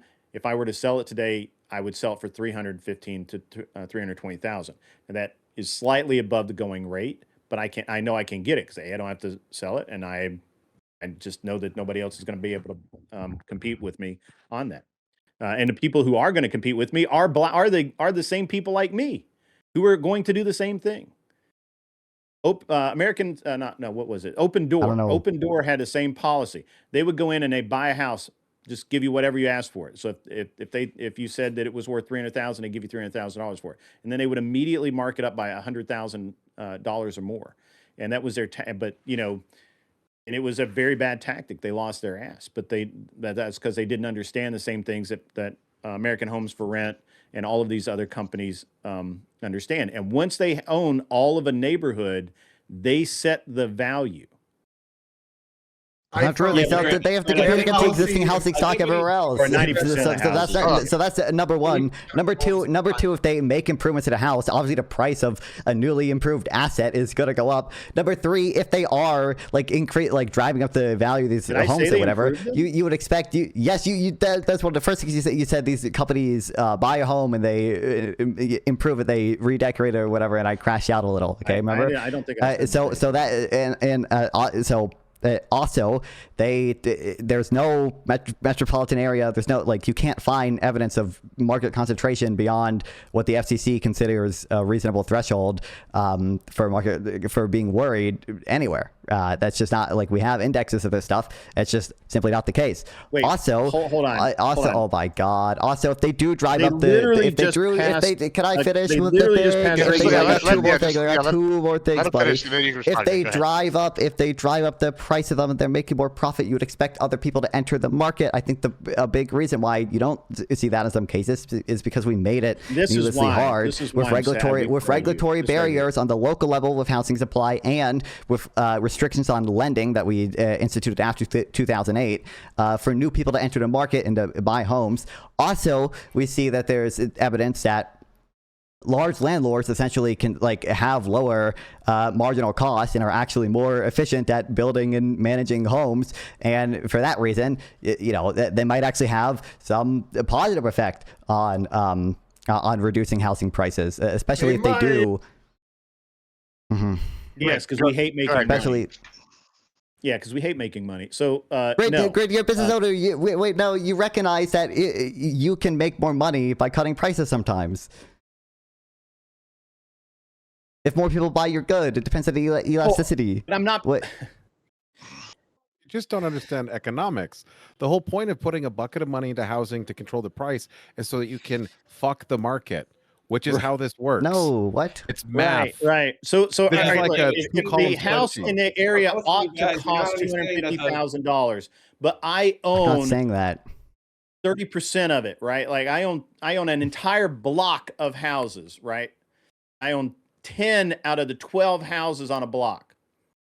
I now control what those houses are going to pay, what you're going to pay to buy one of those houses. You don't And own you're the going neighborhood. to pay me That's what he's saying. You don't own $400,000 for the the house. neighborhood. And that's what's happened in almost every market across the United States. Yeah, Great, he's saying- That's why they just put in regulation so that companies could own more than 1,000 houses. Yeah, I'm. I don't even think that's gone into effect. I think 27 to 34% of houses. That's a real sold in thing. Multiple Don't be an quarters idiot. I know in the what you're last citing 6 again. You're quarters. citing the stupid Redfin shit. No, that's like a stupid as Oh, game of everyone- telephone. Yeah, everything's stupid. That's that shows it Redfin wrong. shit.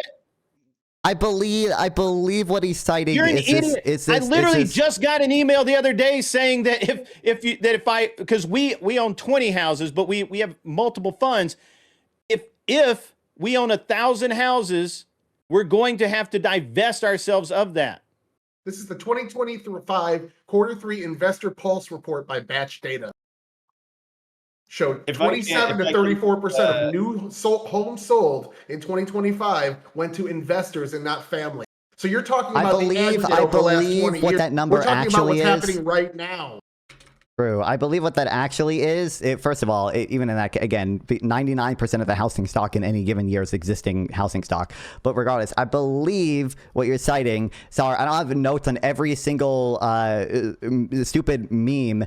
I can't memorize all of it. Okay, I can memorize. I know exactly what you're reading when you look up the numbers for manufacturing stuff because I've read all that bullshit. Sorry, I can't memorize every single thing, but I believe what you're citing is there was a thing that said I think it was Redfin initially came out and said the whatever number, like 27% of all flipped homes were sold to large or small investors, and that got telephoned all the way to what you said. This came But I from don't- CNBC, my citation. Yeah, Tyler. So, CNBC, and I great. think that this might help. So, let me, a layman, try to dissect this. Rich. But Grid was saying, and we'll get back to Grid's example. But Grid, you were saying you own, like, let's say 20 or 30% of homes in a certain area, right? I don't need to own 20 or 30%. If I own a neighborhood, whatever the houses in that neighborhood should sell for, and because everybody else is going to also raise their price up to my price, right? The Sure, minute I but do then, that, but then also, this- but Why? the Wait, point what? is- Wait. Not fine. Hold on. My point is that if you own a certain amount of housing, or let's say you own a neighborhood, you raise the prices and people buy, they have to buy at that price for other people to raise the price of their house if they want to sell it, right? Like if you're not selling a house for $500,000, then you're going to have to sell it for $450,000 or $400,000 until you feel like you have a buyer or a market there. So my point is that you can own as much as you want in a certain neighborhood, but what Nonfon is saying is that nobody, not even institutional investors, owns enough where they can control an entire town or entire city or whatever it is, because they are not dictating the price of the market. The Hey, market is still Yeah, but owned Sure, by the sure, existing sure. home But hold on, owner. y'all are making this way more complicated than need be. I yeah, I agree. I'll play the devil's advocate because I can use my Yeah, neighborhood as you an do. easy example. I think the conundrum y'all have here. I mean, I own my house here in my neighborhood, and it's a new neighborhood that didn't exist 4 years ago. Right, this is the third year. My property value has gone up about $40,000 in the last year. This neighborhood specifically, right? Now I own my house. I think 2 other people own houses and another company owns 1 house. Now, the other 14 houses in the small neighborhood are owned by a company called First Key, or they're the property management company, and a trust owns all these houses. Now, my money, what I pay on this shit, that doesn't change. However, my taxes have gone up quite a bit, right? And if I wanted to sell, it's going to match the market value of all the houses that they're managing and they own, right? My market value has changed because of this. So whenever they sell or rent, they're matching that price to other comparable neighborhoods in the area, which they have other trusts that are related to them that own major portions of these neighborhoods around them. So when they set a price for, say, rent, let's say it's $1,300, and all the houses in that neighborhood people are paying $1,300, that is reflected across the board in the whole region of, like, say, San Antonio where I live, because other houses that are the comparable price and the comparable area are going to be set that because a portion of them, let's say like 5 to 10%, are all suddenly at this price. Why would you pay more or less when it's all this? So it's kind of, you dictate the market if you have enough market pools. Kind of what it sounds like y'all are arguing. Right. Is that yeah? So what happens? What happens is someone like, and look, I'm not really, I don't care to be big enough to meaningfully sway a market, but I've watched it happen with specifically Progress, Liberty, and American Homes for Rent. Progress especially. Progress is evil, but the reality is they go in, and once they get into a neighborhood, just every home that comes up for sale, they'll buy it. They'll get preferential treatment because the realtors like them. They know they pay cash, and there's always deals to be made. And Wait, hold on. I just want to be clear. You recognize that it's literally I don't them having understand lower why marginal I don't cost, understand right? why you don't understand how Because this works. I don't know why if my brain just works in Everybody do the a way that destiny. yours doesn't. What I hear when Yeah, when That's you funny. say that, true, it's just driving me crazy. To be clear, what you just go ahead, told go me. ahead. Like Get it out. they Okay. have lower marginal cost. You reckon that makes the supply curve shift right? Like that makes the supply curve or like more elastic, I should say, flatter. No, which lowers No. prices. because people like No. money. No, because people like money. And if I buy a house That's for 250, hold on, just stop for a minute. I know and it's calm profit down. maximizing for them. Oh my god. Okay. Yes. Okay. So if I buy a bunch of houses, I decide what they're worth, more or less. Okay. And when I sell my house for $400,000, even though by all rights it ought to be I don't know what $250,000. you're talking about, right? I just want to be. So you said that they get preferential treatment. Another thing they get, by the way, is that they get like better deals on insurance, for example, Sure. because they We own a have lot of lower homes and they operating benefit costs. from. Sure. Yeah. Yes, The exactly. lower operating, Yes. we have a Wait, much just to be lower clear, operating costs. do you think that like shifts marginal cost to the right or like makes marginal cost lower? You don't understand how they're pricing. That at its core, you just don't understand how You housing pricing produce works. where marginal cost equals marginal revenue. If you reduce marginal cost, you produce more. No, you're literally And you're just disagreeing with literally very well established demonstrable economics. If I buy a you house on a are you street, telling me people? let's Wait, say just to be can I clear. actually Wait, finish? just Streamrift, No, please, okay, go ahead. please tell it. Do you agree you that don't listen. It's fine. Go ahead. it is profit maximizing for firms to produce where marginal cost equals marginal revenue? I don't think you understand real estate. I don't know why you're obfuscating. Wait, can you just this If is I a have general 10 thing? houses- Can no, you agree with that? interrupted Do you me. agree with Whenever that? you're ready, or else we can go to someone else. It's fine. I don't need. I just really want to know if you agree that firms produce where marginal cost equals marginal Stop revenue. doing destiny bullshit. Right. So here's the thing: if I've got 100 Okay. houses on a street and it's $3,000 a month for rent, then I buy up the whole street, and it goes up 3,100. It goes up 3,400. I can control Yes, all of the I market. do that. And so when it goes up to 3,700, I buy one more. I own even more near there. I can keep ratcheting this up. Wait, so And as to soon as counter someone that, else sells it, this is a supply and demand curve, and it's the most simple economic thing that Right, exists right, under the sun. You're You're arguing ex- against gravity right now. Streamrift is exactly True. right. It's supply and demand. But the thing is, you can't just raise and give. Grid can't do this either. You can't just say, I'm buying a whole neighborhood. I'm going to make every house $1 million. What happens is nobody buys the houses, so they move to a different neighborhood. So Yeah, or So So they just hold it. or Yeah, just a piggyback. Yeah, or just piggyback off Yeah. Caswell. You do what I would do, and I would just undercut the shit out of them because I want to get rid of the Yeah, property. right. And then all of a sudden, yeah, that's going to bring all their prices down, So and that that'll is the fuck them. smartest comment made so far.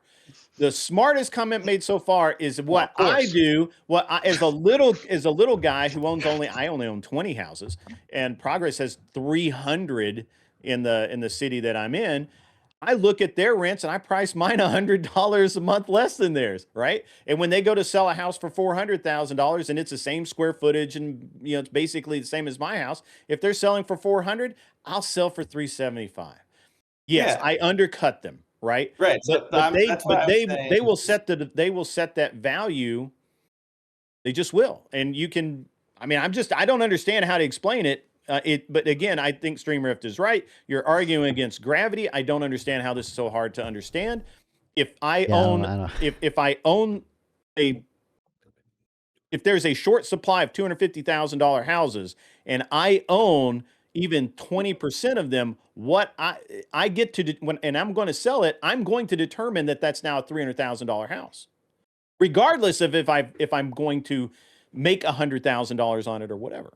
I mean, I'm obviously going to make money, but Yeah, I that's mean, what I works. think the thing when we talk about the corporate interest in here, it's kind of the same thing. They're still in the same market. So that's what my argument was, is whether or not they buy a whole neighborhood or not, they're still going to have to price it considerably relative to the neighborhood across the street or the town or whatever, because you can't overprice a house, otherwise nobody's going to buy it. So you can say that they're coming in buying these houses. They still have to be relative to whatever the market is in that area, and they can also lose money. Let's say that the economy goes to shit. They're not going to be able to sell a $400,000 house for $400K. They're going to have to lower the price to $300, whatever, and so on. So I think that's why we're still arguing the market here is still what's controlling it. That's why supply and demand, I think, makes a lot of sense. And what Streamrift was saying was that that's still the overarching theme here, is that even if you are a corporation, which again, they only own 1% of the houses here, they're competing with the 99% out there.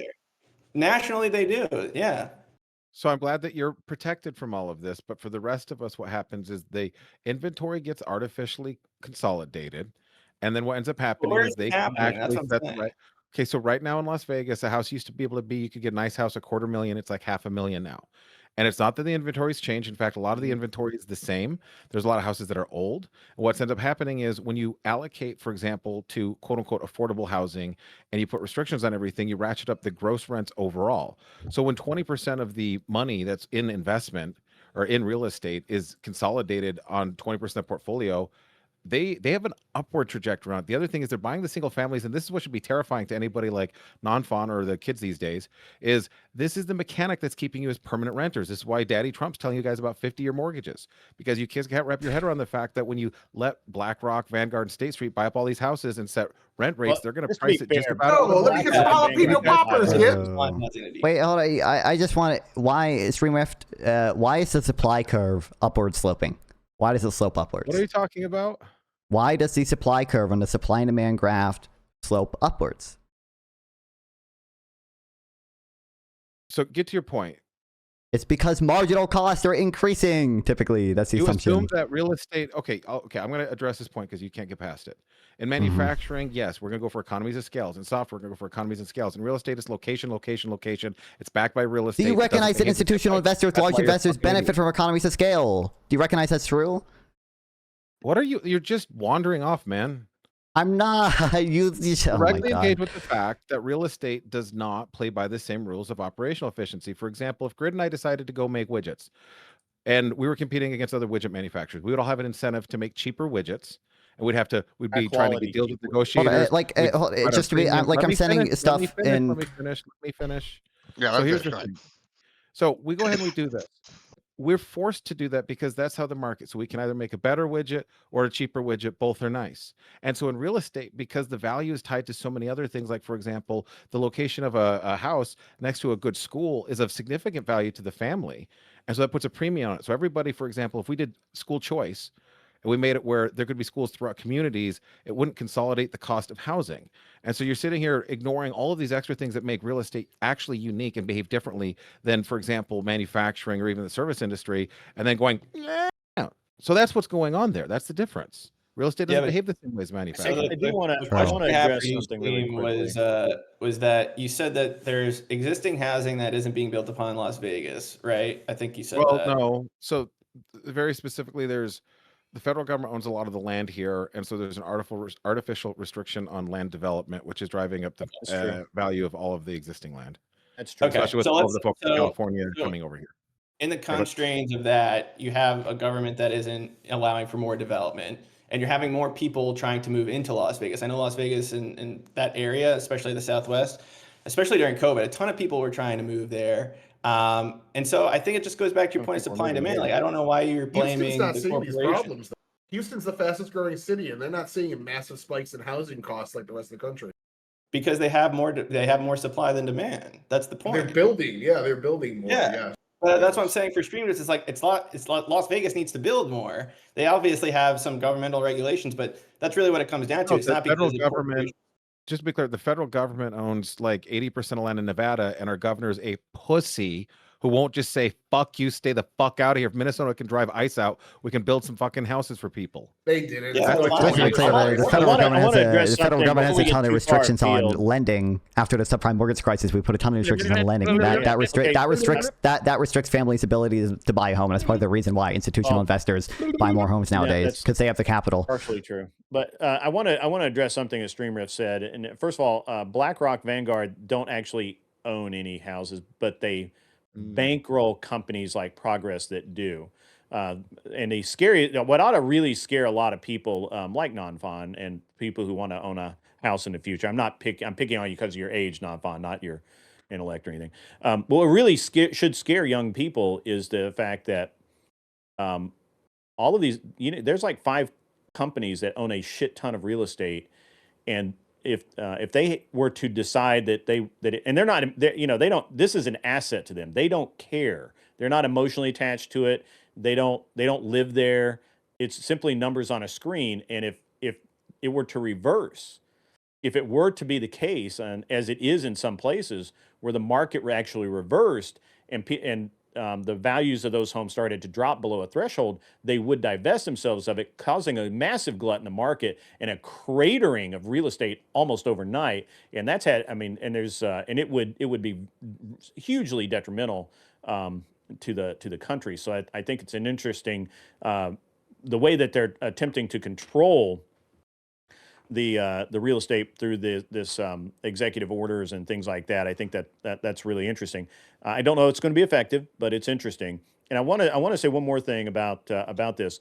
So when we talk about companies like my investment fund or BlackRock, or well, not BlackRock, I just said, but Progress or any of these other companies, one of the reasons they were able to charge so much money, especially from COVID forward, is because so many people fled California, New York, some of these other states, and they moved into areas like mine where typically you would not see a house that was maybe more than 300 grand unless it was like super nice. And overnight you had people coming in who honestly didn't give a fuck what the house cost. They just wanted a house, and there was a false sense of scarcity. And my house, the house I live, I paid $415,000 for the house that I live in.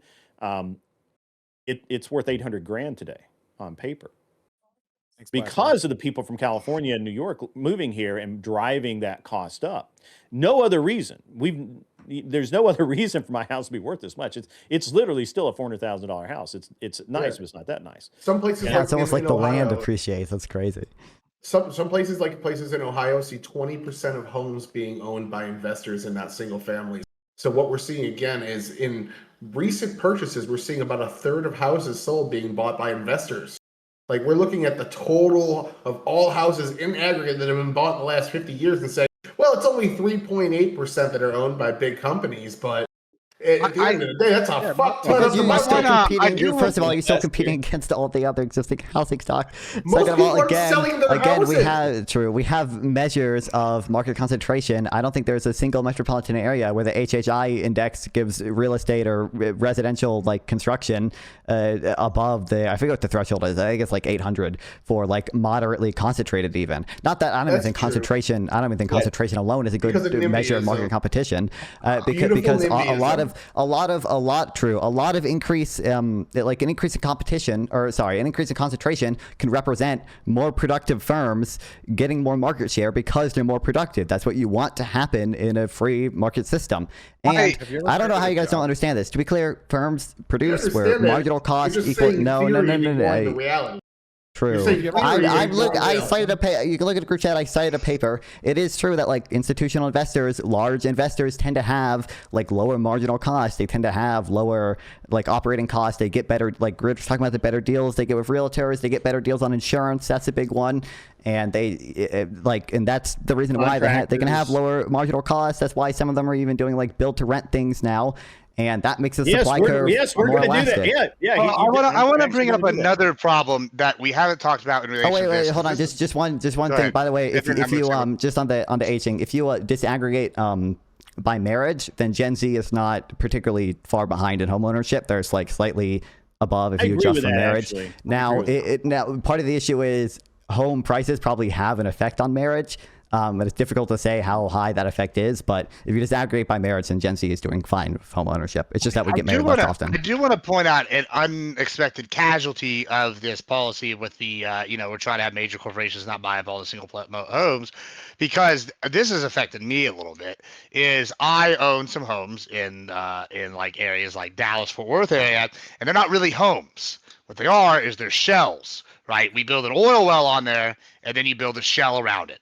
And now they're calling these homes. The government is, and so they're trying to restrict. Yes, so they're trying to restrict these in these neighborhoods. So the oil companies are now going, oh, we're gonna have to come up with some bullshit and open up different things to get around this law. Because if you want to put 6 wells in a neighborhood, that's 6 houses, and if it's all owned by the same company, you can't let them look like oil wells. Right, yeah. So you have to build some of these are nice neighborhoods in the middle, like downtown, like Dallas Fort Worth. Like some of these are good place, like like the ritzy spots. So this might be a $1.2 million home in that right next to SMU, and oh shit, it's got an oil well in there. And it's it's really there's nothing on the inside, and so this is a real problem for some of these companies because they're going, oh shit, now we're getting this classified as home in a residential area, but it's also not. And I think that's something. This is kind of the same thing when they start dicking around with ag.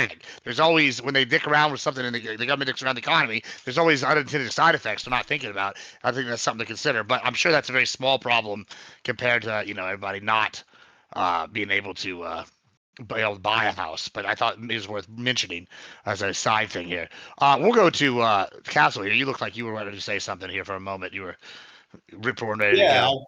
I think one of the things Tyler mentioned, I'm not sure if I'm quoting this right, but you're saying that there were more people selling their homes and buying them. I don't know if that was you or Grid or somebody, but that is true. I think that the recent data is showing that there are more sellers than buyers, and in CPI, we're starting to see that shelter is one of the things that is slowly coming down. So that's hopeful news for people looking to buy a home. But the biggest thing is going to be interest rates. And I think that when it comes back down to what the interest rates and what the Fed is doing, that's going to be of big importance. And I think something relative to this conversation is who Trump is looking to nominate for the Fed, if he's going to lower interest rates or not, whether that has an effect on people being able to afford a house.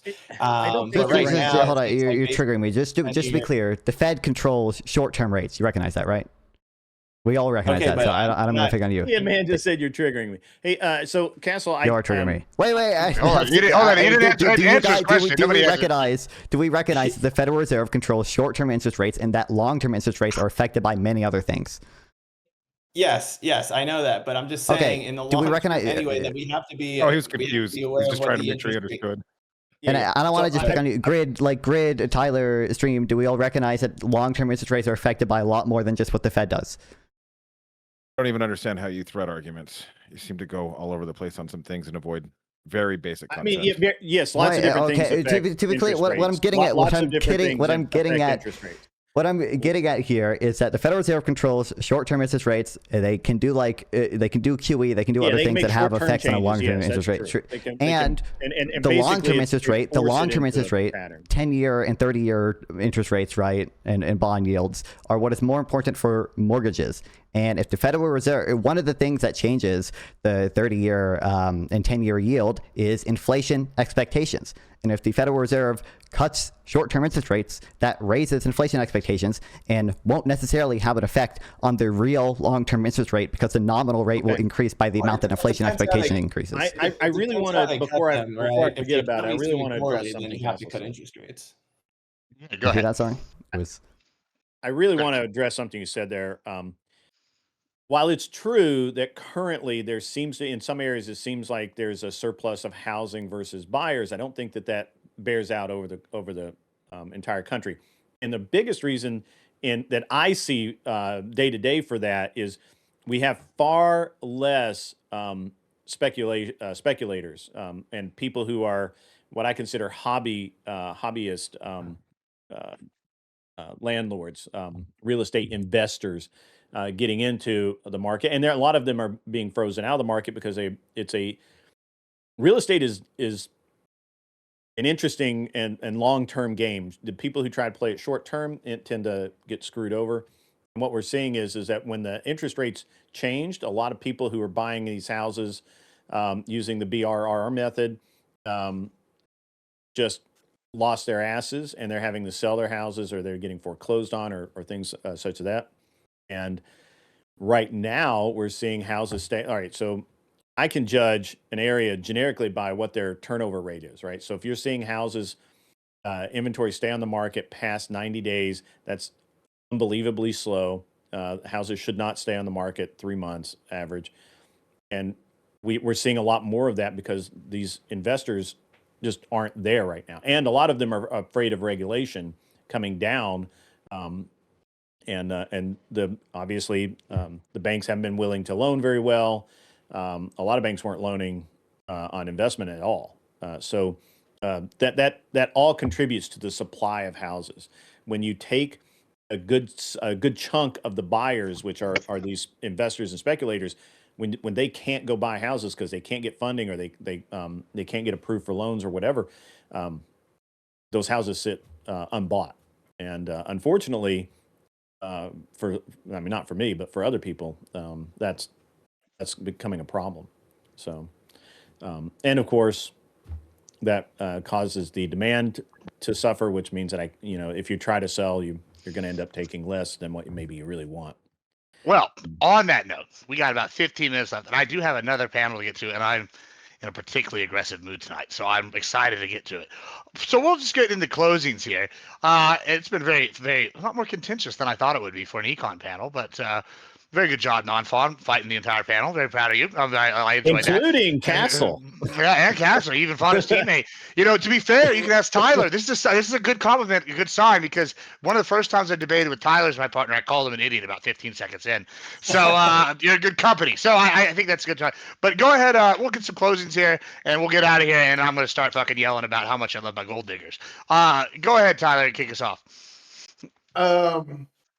Everything I said was right, obviously. So just kind of going through some of the actual economic arguments that were being made. We heard that almost all of Trump's policies are bad for the economy, and all we got as the example was tariffs, where most of his other policies have been great for the economy, and either the 4.3 to 5.7 projected growth in Q4, good CPE reports, good CPI reports, and all the other points that were made that never got any pushback on, kind of show it is a pretty solid economy. This is coming from people that were saying Biden's economy was great by every metric, including one person on this panel, whereas Trump's economy is better on almost every one of those metrics, and we're just hearing, no, it's not really that good. It's a little bit better, it's not good, Biden, his economy was really good, and people just are so stupid. They don't know anything about economics, and that's why they think it's bad. Trump's is slightly better. It's okay, I guess. It's just two sets of standards as always, and we're kind of pretending like the tariffs are the totality of Trump's economic policy when it's really just a small fraction of it, and most of them affect people globally just worse than they affect us in the United States. That being said, the trade war has not really given the payoff needed yet. We are seeing some pretty great investment, like 1.3 trillion from United Arab Emirates, 600 billion from Saudi Arabia, and these things. The $9 trillion cited more than just the White House. Bloomberg cites 7 to 9 trillion as well months ago, before more investment came in. That is a long-term investment over several years. They've gotten at least 3 to 4 trillion of it in already. We're seeing pretty large investment into the United States. And if you're saying it was going to happen anyways, why didn't it before? Why didn't we get a single year of $1 trillion investment under the previous president, even after he had a really good economy, to the point where voters were so stupid they didn't know how good they had it? So again, we keep going off of what the experts say. We keep going off of vague economic rules that are very simplified, that don't take in the nuances of a real economy. And we keep going with the people that, again, keep getting inflation wrong. Got inflation wrong. Powell got it extremely wrong under Biden, said it was transitory. Ended up resulting in a massive spike in interest rates. And those interest rates, the lag to bring them down was because they got inflation wrong every single month that they predicted it under Trump. Every single month they got inflation wrong. They got growth wrong. They got jobs wrong. And they got wages wrong. What we're actually seeing right now is wages rising 50% higher than inflation. We're seeing a very good number, something Biden never accomplished a single year. He got barely over it in his 4th year in office, and people acted like he fixed the world. He fixed the economy. And if you ask them how we compare to the rest of the world, they say, well, compared to the other G7 countries that did the same things that we did on COVID, we were slightly better. Ignore the other 190 countries in the world, please, most of which didn't see that inflation that we got because they didn't do the same things. So at the end of the day, our economy isn't doing amazing under Trump. And again, the voters are feeling that Trump made promises to bring prices down, and all he's done is stabilize the bleed from them by seeing wages rise about 50% higher. The unemployment that was being cited, again, most of that is due to the fact that he's firing federal workers en masse, and that he's deporting a lot of illegal workers, causing firms to have to pay more, which again is completely fine. If we talk about how tariffs bring up wages, it's absolutely bad. But if we talk about how all the other policies represented by the people that dislike Trump also make things cost more, then those are fine because I agree with those policies. Yeah, let's keep doing fucking climate policies. Let's keep spending $20 billion to Stacey Abrams' fucking private super PAC where she hires a bunch of out of office Democrat staffers and pays them like 3 times what the average worker makes because climate justice and things of that nature. It's just we see massive amounts of spending under the other party that even at one point Jerome Powell was saying was a bad idea, despite the fact that he got a lot wrong. He got that right, and they fucking ignored him as well. So we are seeing better economic growth right now out of Trump. It's only slight, but it's getting better. And I expect with the majority of people that at the end of Trump's trade war, we're going to see probably a better economy than we're seeing right now. But again, Grid, I have to disagree with you. About 0.5 to 0.7% of our 2.7% inflation this year was the direct result of tariffs. We have not seen that juice being worth the squeeze yet. 0.76. Thank you so much. Castle, go ahead. Yeah, so I don't think Nonfon and I disagree that much, maybe on the margins, but I appreciate all his research, but I think it gets back to the point that when you talk about economics, it's got to be way more top-down viewing. And I think it goes back to my conversation in my opening where I was asking people how they felt about how they were doing personally in the last year under Biden and how they felt like they were doing now. And more people felt like they were doing better now under Trump, even though marginally the numbers that everybody's citing, whether it's GDP, unemployment, they're barely changed. So I think it just shows a little bit of the hypocrisy where partisans get a little bit clouded to see who's in office and whether or not I agree with them because they're a Democrat or whether I agree with them because they're Republican. So I think when you look at it for both sides, us streamers are saying things are going bad under a Democrat or good under a Democrat and vice versa. The American people both times are saying, hell no, we're not doing great right now and we weren't doing great under Biden. And so we're ignoring the American people, and based on what they're saying, people aren't happy with the costs of goods, people aren't happy with the cost of housing. And we were trying to get into the reasons why, but nobody kind of addressed that main point is why are people unhappy? It was either because we were going back and blaming Biden for inflation, or we were saying that, oh, it's because tariffs really aren't that big of a deal. And, you know, maybe they've affected things here and there a little bit. But I think that at the end of the day, there are things that Trump could have done a lot better to start his administration on the economic fronts. And I think tariffs is a big reason why we haven't seen inflation hit that 2% mark yet. It's been wobbly. It hasn't gone down to 2%. It's at 2.7 at the latest. The PPI is looking to be increased for the next month. So we'll see what happens in the trajectory then. We're seeing unemployment starting to increase, more job losses. So it's hard to say that the economy is going in a better direction than it was last year, even when Trump was first inaugurated. And I think that there are a lot of reasons that fall on his plate now. And a lot of Americans are starting to shift that blame from Biden to the Trump administration. It's been a year now, and people are already seeing that Trump hasn't, promised a lot of what he expected on the economy right now. And like Tyler said, we'll see at the end of the 4 years, but I just don't see it happening yet. And at the end of 4 years, we'll see if Trump actually gets it done or not. But I just don't think that we can call the American people liars for 4 straight years and not see the effects of the Republican Party get hit the hardest. All right, thank you so much, Mr. Streamrift. I mean, when we're sitting here looking at these tariffs, like I think you guys are even. Let's just pretend it hasn't been super great on the inflation. Let's just pretend that that's the case.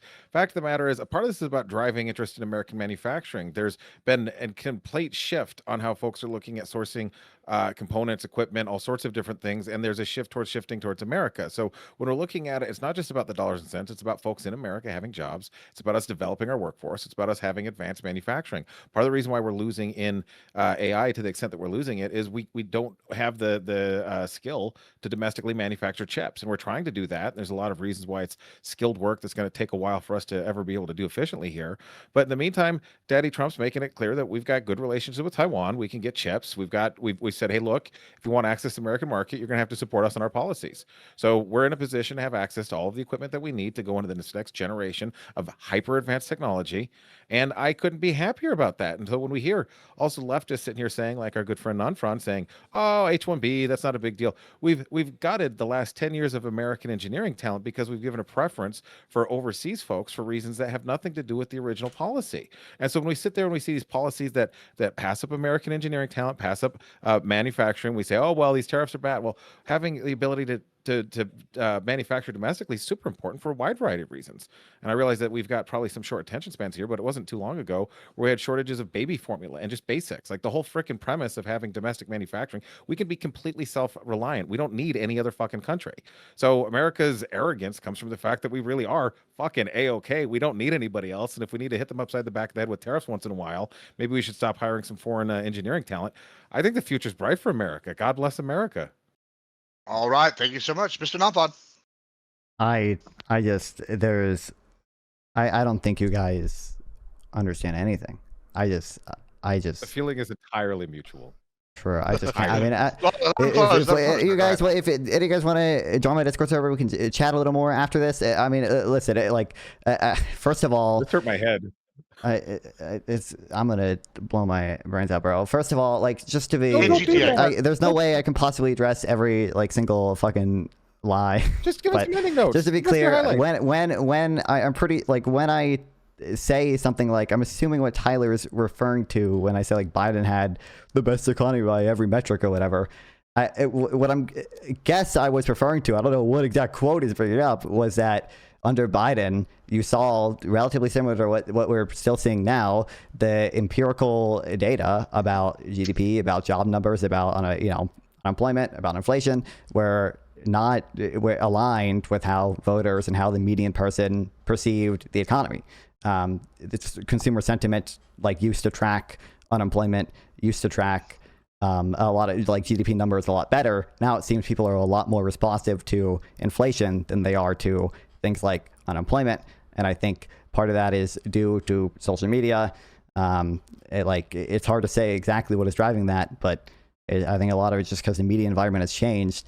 That doesn't mean I don't think U.S. voters are necessarily liars or anything. I just think that the media environment has changed in such a way that makes them more perceptive to inflation than it does to other things. And it's my understanding, if you look at American people's reporting of how they are doing personally financially, that is a lot better than how they view the economy as a whole. So that again points to the media environment changing to me, because they're concerned about other people, not just themselves. I don't know. I don't know what to say, bro. You guys gonna tell me why the supply curve sloped upwards?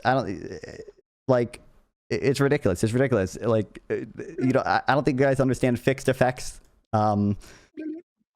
Yeah. So listen, watch my old videos on Nonfon on YouTube and Nonfon 420 and Twitch and Kick and Twitter. Okay. All right. Thank you so much. Great. Go ahead and close down here. Last, final thoughts. All right, man. Yeah, we'll get it done. So first of all, while I appreciate Tyler being here, you need to fix your fucking microphone, or I'm going to come to Texas and whoop your ass. That's right. Tell him. I don't know whether it's switching from your headphone to your normal microphone or what, but it is in driving. My entire chat wants to whoop your ass right now. I'm just saying. I'll fuck them all up. No violence. Nobody hurt Tyler. He's a good boy. So He's a good boy. Tyler needs a new mic. I think a lot of good salient points were made this evening. And honestly, the thing that I guess what strikes me is I don't think Nonfon actually agrees or disagrees with much of what was said, but he just can't allow himself to give Trump a victory at all. The smallest smidgen of, yeah, he's doing okay, right? Like we're nearly 100% employment, which is fucking awesome. It's rad. We've got all of these really positive things going on in the economy, but you just can't let the guy take even a small W. And that's, you know what? That's okay. That's okay. Because honestly, I didn't hear anything from Nonfon tonight that was nearly like what he said back when we had the discussions about tariffs. He was much stronger and more opinionated back then. And, and that's fine. You know, we kind of got off in the weeds into real estate, which was weird, but fine. I would have preferred to have stayed on things like manufacturing, like, bringing chip factories back to the United States, building. We still build more airplanes than basically any other country in the world, and we're selling those. As a matter of fact, we can't make them fast enough. And I'm talking about at this point, I'm talking about like massive companies like Boeing and Raytheon and places like that just cannot make this shit fast enough. So we those jobs are coming back. We never even got there, which is really sad. Overall, anybody who thinks that Trump's first year has been anything but success is deceiving themselves, and they really need to become a better American. And I'm just going to kind of leave it there where it's at. All right. Well, thank you all so much. All right, folks, this is going to bring us to the end of Give Me a Break. What crazy, first of all, what insane fucking, and it's not surprising. I've talked to Grid before. I've talked to, I've seen the Streamrift dude, and now, incredible, overconfidence. and it's like, they can't even tell me, they don't even know why, the supply curve slopes upward. Sorry, I killed myself.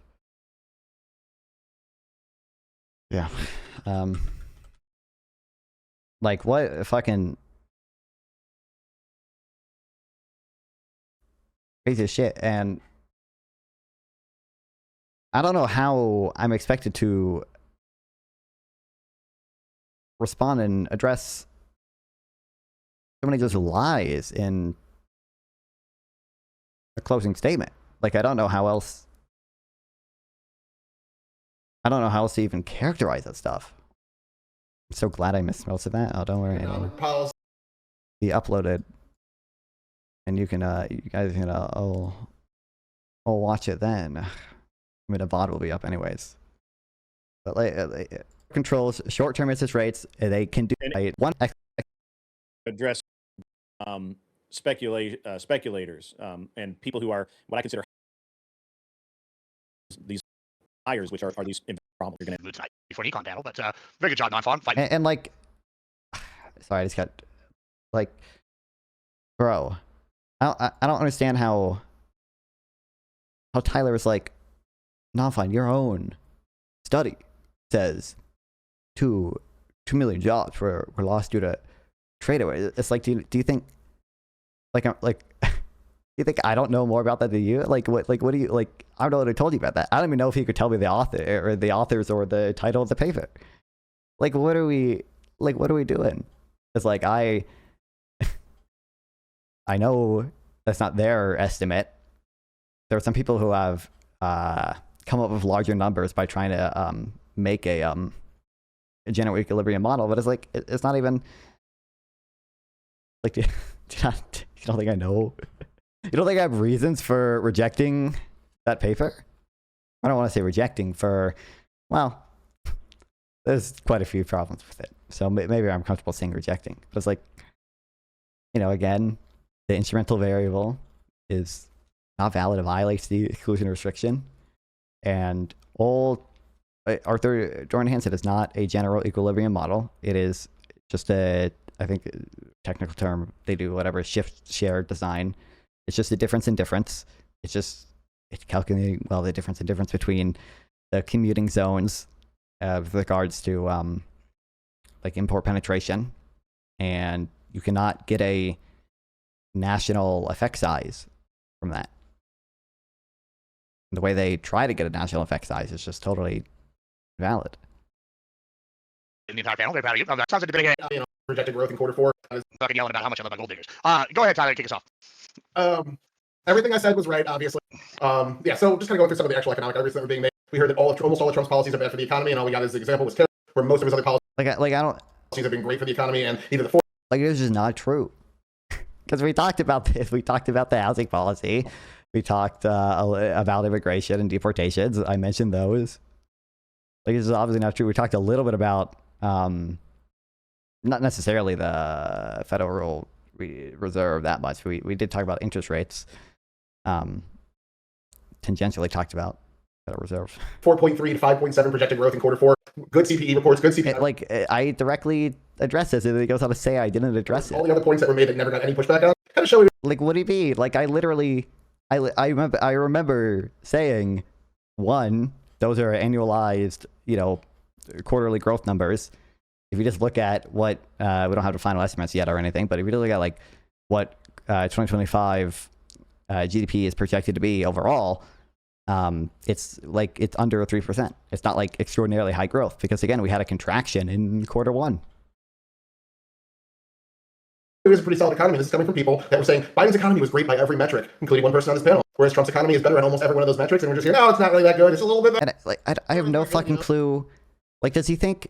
Like, there's no way you cannot tell me that like Tyler, like, honestly thinks that like my thought process is like Biden had really good GDP, but like the GDP is higher now under Trump, when that's just a figure that trends upward over time. Like, same with the stock market, right? It's like, yeah, stock market it trends upward over time. Asset values trend upward over time. Of course, it reaches like all-time high. Like, that is a reason for thinking that like their economy or their economic policy is better. Biden, his economy was really good, and people just are so stupid. They don't know anything about economics, and that's why they think it's bad. Trump's is slightly better. It's okay, I guess. It's just two sets of standards as always, and we're kind of pretending like the tariffs are the totality of Trump's economic policy when it's really just a small fraction of it, and most of them affect people globally just worse than they affect us in the United States. That being said, the trade war has not really given the payoff needed yet. We are seeing some pretty great investment, like $1.3 trillion from United Arab Emirates. I obviously addressed this. It's all bullshit. Saudi Arabia and these things. The $9 trillion cited more than just the White House. Bloomberg cited $7 to $9 trillion as well months ago, before more investment came in. That is a long-term investment over I don't even know. I know Bloomberg has like a debunking of the 9 trillion number.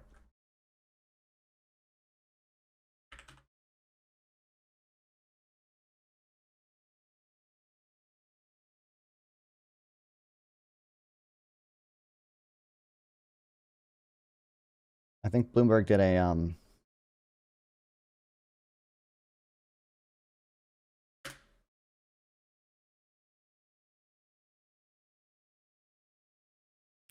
commitments closer to 7 trillion.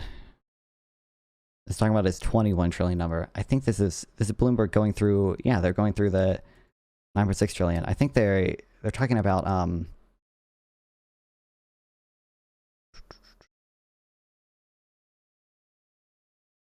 7 trillion that constitutes, so they're talking about what is actual investment.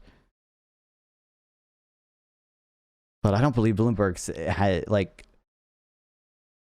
is saying this is $7 trillion of investment that's going to happen. I imagine they're saying of the like $9 trillion like bullshit claim that Trump makes, like it doesn't even like not even only 7 trillion of it even reaches the standard of being an investment.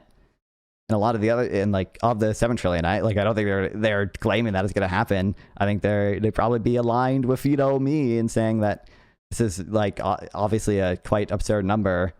A lot of it might reflect stuff that happens anyway. That would have happened anyway.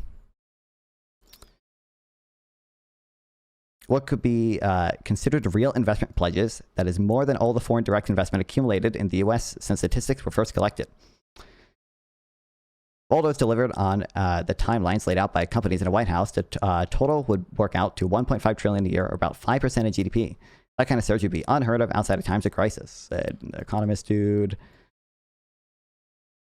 Meeting Trump's claims would represent a tripling of the current AI investment boom. Oh, they talk specifically about AI investment here. Like, I don't know. It doesn't sound like they're taking these numbers as particularly plausible here. 250 billion. The White House pledges were announced or planned before Trump retook office. No way to know how many of the other projects would have happened anyway, or merely reallocations of earlier plans. The auto sector, for example, much of the investment administration highlights has been reallocated to combustion engine projects as Trump has eliminated subsidies for electric vehicles.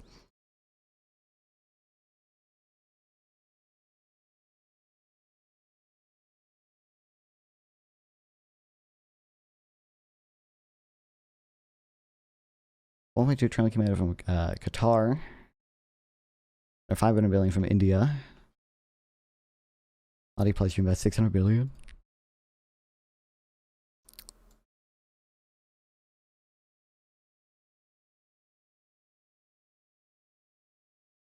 Just months ahead of the 1.4 trillion UAE pledge was made in May ahead of a Trump visit to Gulf. Differences emerged.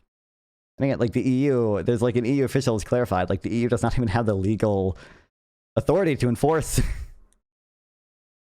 the deal that they signed on to.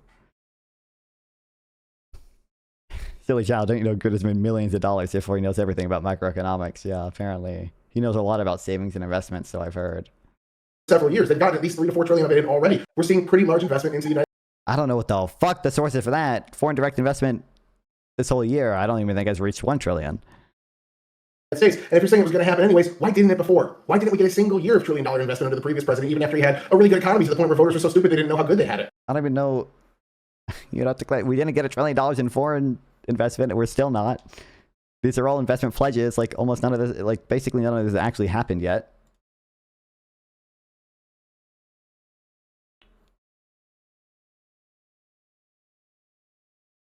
Edit graph.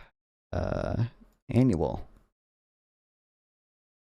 2024, we got 200 billion, right?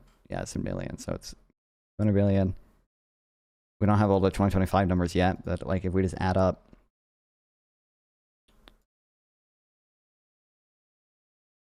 quarterly data so far. 172 132 plus 407 488 plus 218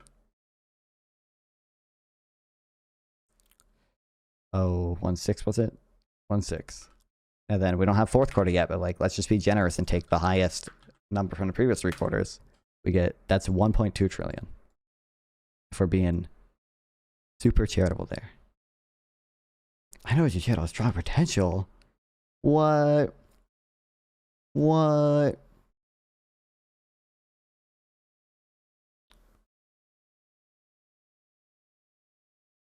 Which if I go back to annual, I bet we've had used $1 trillion investment before.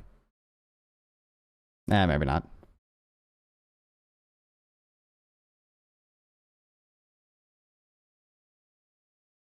None of these fuckers even care. They don't even understand how the capital account surplus works.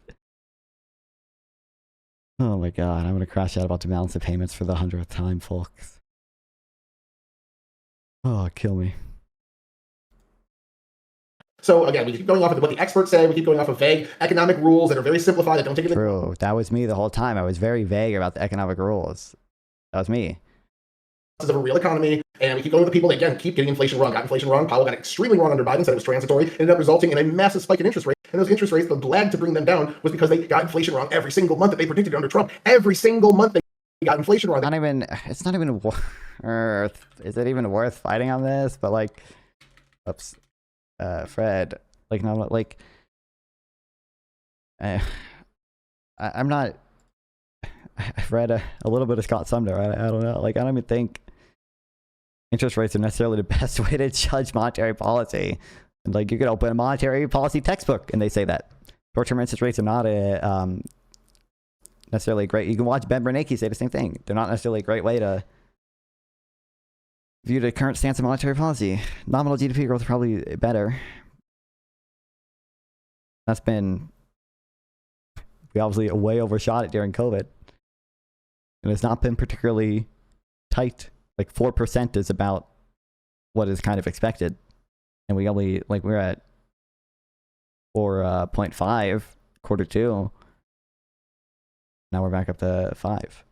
Like, they got growth wrong, they got jobs wrong, they got wages wrong. What we're actually seeing right I have no clue. I don't even know what you're referring to here. You gotta be referring to just the revisions they make to the payroll numbers, which is just like bullshit. Like, yeah, they revise the payroll numbers as more people answer the survey, and later on when they get tax data, or he's referring to the what the Fed governors project. And I don't even know, do they? I think they project the unemployment rate. I don't even think they project payrolls, do they? Fed governor payrolls action.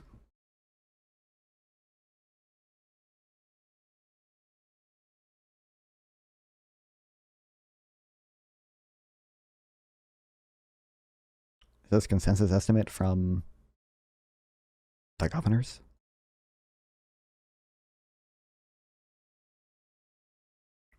Expected by who?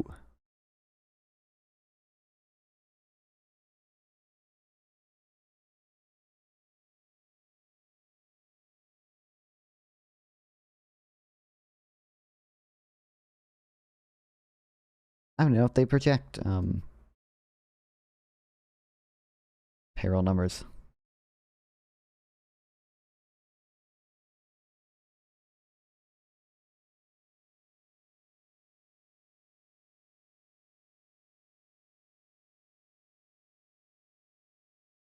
Heavily analyzed to project payroll numbers, such as non-farm payroll, as part of their assessment or labor market. Where's not gonna be on that fucking actual Fed website? They should. This is the Taylor rule calculator. It's not what I want. I know they do the unemployment rate. I don't even know if they. Kill me. Right now, his wages rising 50% higher than inflation. We're seeing a very good number, something Biden never accomplished a single year. He got barely over it in his 4th year in office, and people acted like he fixed the world. He fixed the economy. And if you ask them how we compare to the rest of the world, they say, well, compared to the other G7 countries that did the same things that we did on COVID, we were slightly better. Ignore the other 190 countries in the world, please, most of which didn't see that inflation that we got because they didn't do the same things. So at the end of the day, our economy isn't doing I don't even know what the point is here, bro. Barely over it in his 4th year, 50% higher than inflation. We're seeing a like, again, I care about fixed effects. I don't care about comparing the monthly like data. The president in that way never accomplished a single year. He got barely over it in his 4th year in office, and people acted like he fixed the world. He fixed the economy. And if you ask them how we compare to the rest of the world, they say, well, compared to the other G7 countries that did the same things that we did on COVID, we were slightly better. Ignore the other 190 countries in the world, please. I think there's a decent argument you can make that we did better because we did more stimulus than many of the European countries. Now, I think it's kind of obvious we also overshot it to some extent, but which didn't see that inflation that we got because they didn't do the same things. So at the end of the day, our economy isn't doing amazing under Trump. But again, the voters are feeling that Trump made promises to bring prices down, and all he's done is stabilize the bleed from them by seeing wages rise about 50% higher. The unemployment that was being cited, again, most of that is due to the fact that he's firing federal workers en masse, and that he's deporting a lot of illegal workers, causing firms to have to pay more, which again is completely fine. If we talk about source, please. None of these fuckers provided like any evidence, bro. The best you got was Tyler thinking he knew more about the study that I believe I'm the one who informed him about that study. And then him like Googling jobs lost to free trade or whatever, and just finding Robert E. Scott's work. Dude, I fucking know. He got like that 4.5 million number from Robert E. Scott. I fucking know. And then he said 3.5 million from CIS. I'm not familiar with their estimate, but I would bet they made very similar mistakes to Robert E. Scott. How tariffs bring up wages is absolutely bad, but if we talk about how all the other policies represented by the people that dislike Trump, also, it's not even. Yeah, it's completely fine. If we talk about how tariffs bring up wages, it's absolutely bad. There's no evidence of that. In fact, there's evidence of the opposite, that they decrease average wages. But if we talk about how all the other policies represented by the people that dislike Trump also make things cost more, then all those are fine because I agree with those policies. You need a new rogues gallery. Spending $20 billion to Stacey Abrams for the. What do you mean? Are you talking about the banner I have for the super PAC where she hires out of office Democrat staffers and pays them like 3 times what the average worker makes because climate justice and things of that nature. It's just we see massive amounts of spending under the other party that even at one point Jerome Powell was saying was a bad idea, despite the fact that he got a lot wrong. He got that right, and they fucking ignored him as well. So we are seeing better economic growth right now under Trump. It's only slight, but it's getting better. And I expect with the majority of people that at the end of Trump's trade war, we're going to see probably a better economy than we're seeing right now. But again, really, I have to disagree with you about 0.5 to 0.7% of our 2.7% inflation this year was the direct result of tariffs. We have not seen that juice being worth the squeeze yet.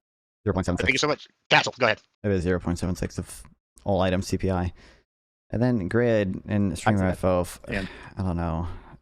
Stupid shit, bro. Thank you for watching. And if you want to help me continue to make content, liking, subscribing, and commenting are all greatly appreciated. You can also make sure to check out my Twitch, my Kick, and my Twitter down below, or consider becoming a member to my YouTube channel, which really helps support me as well.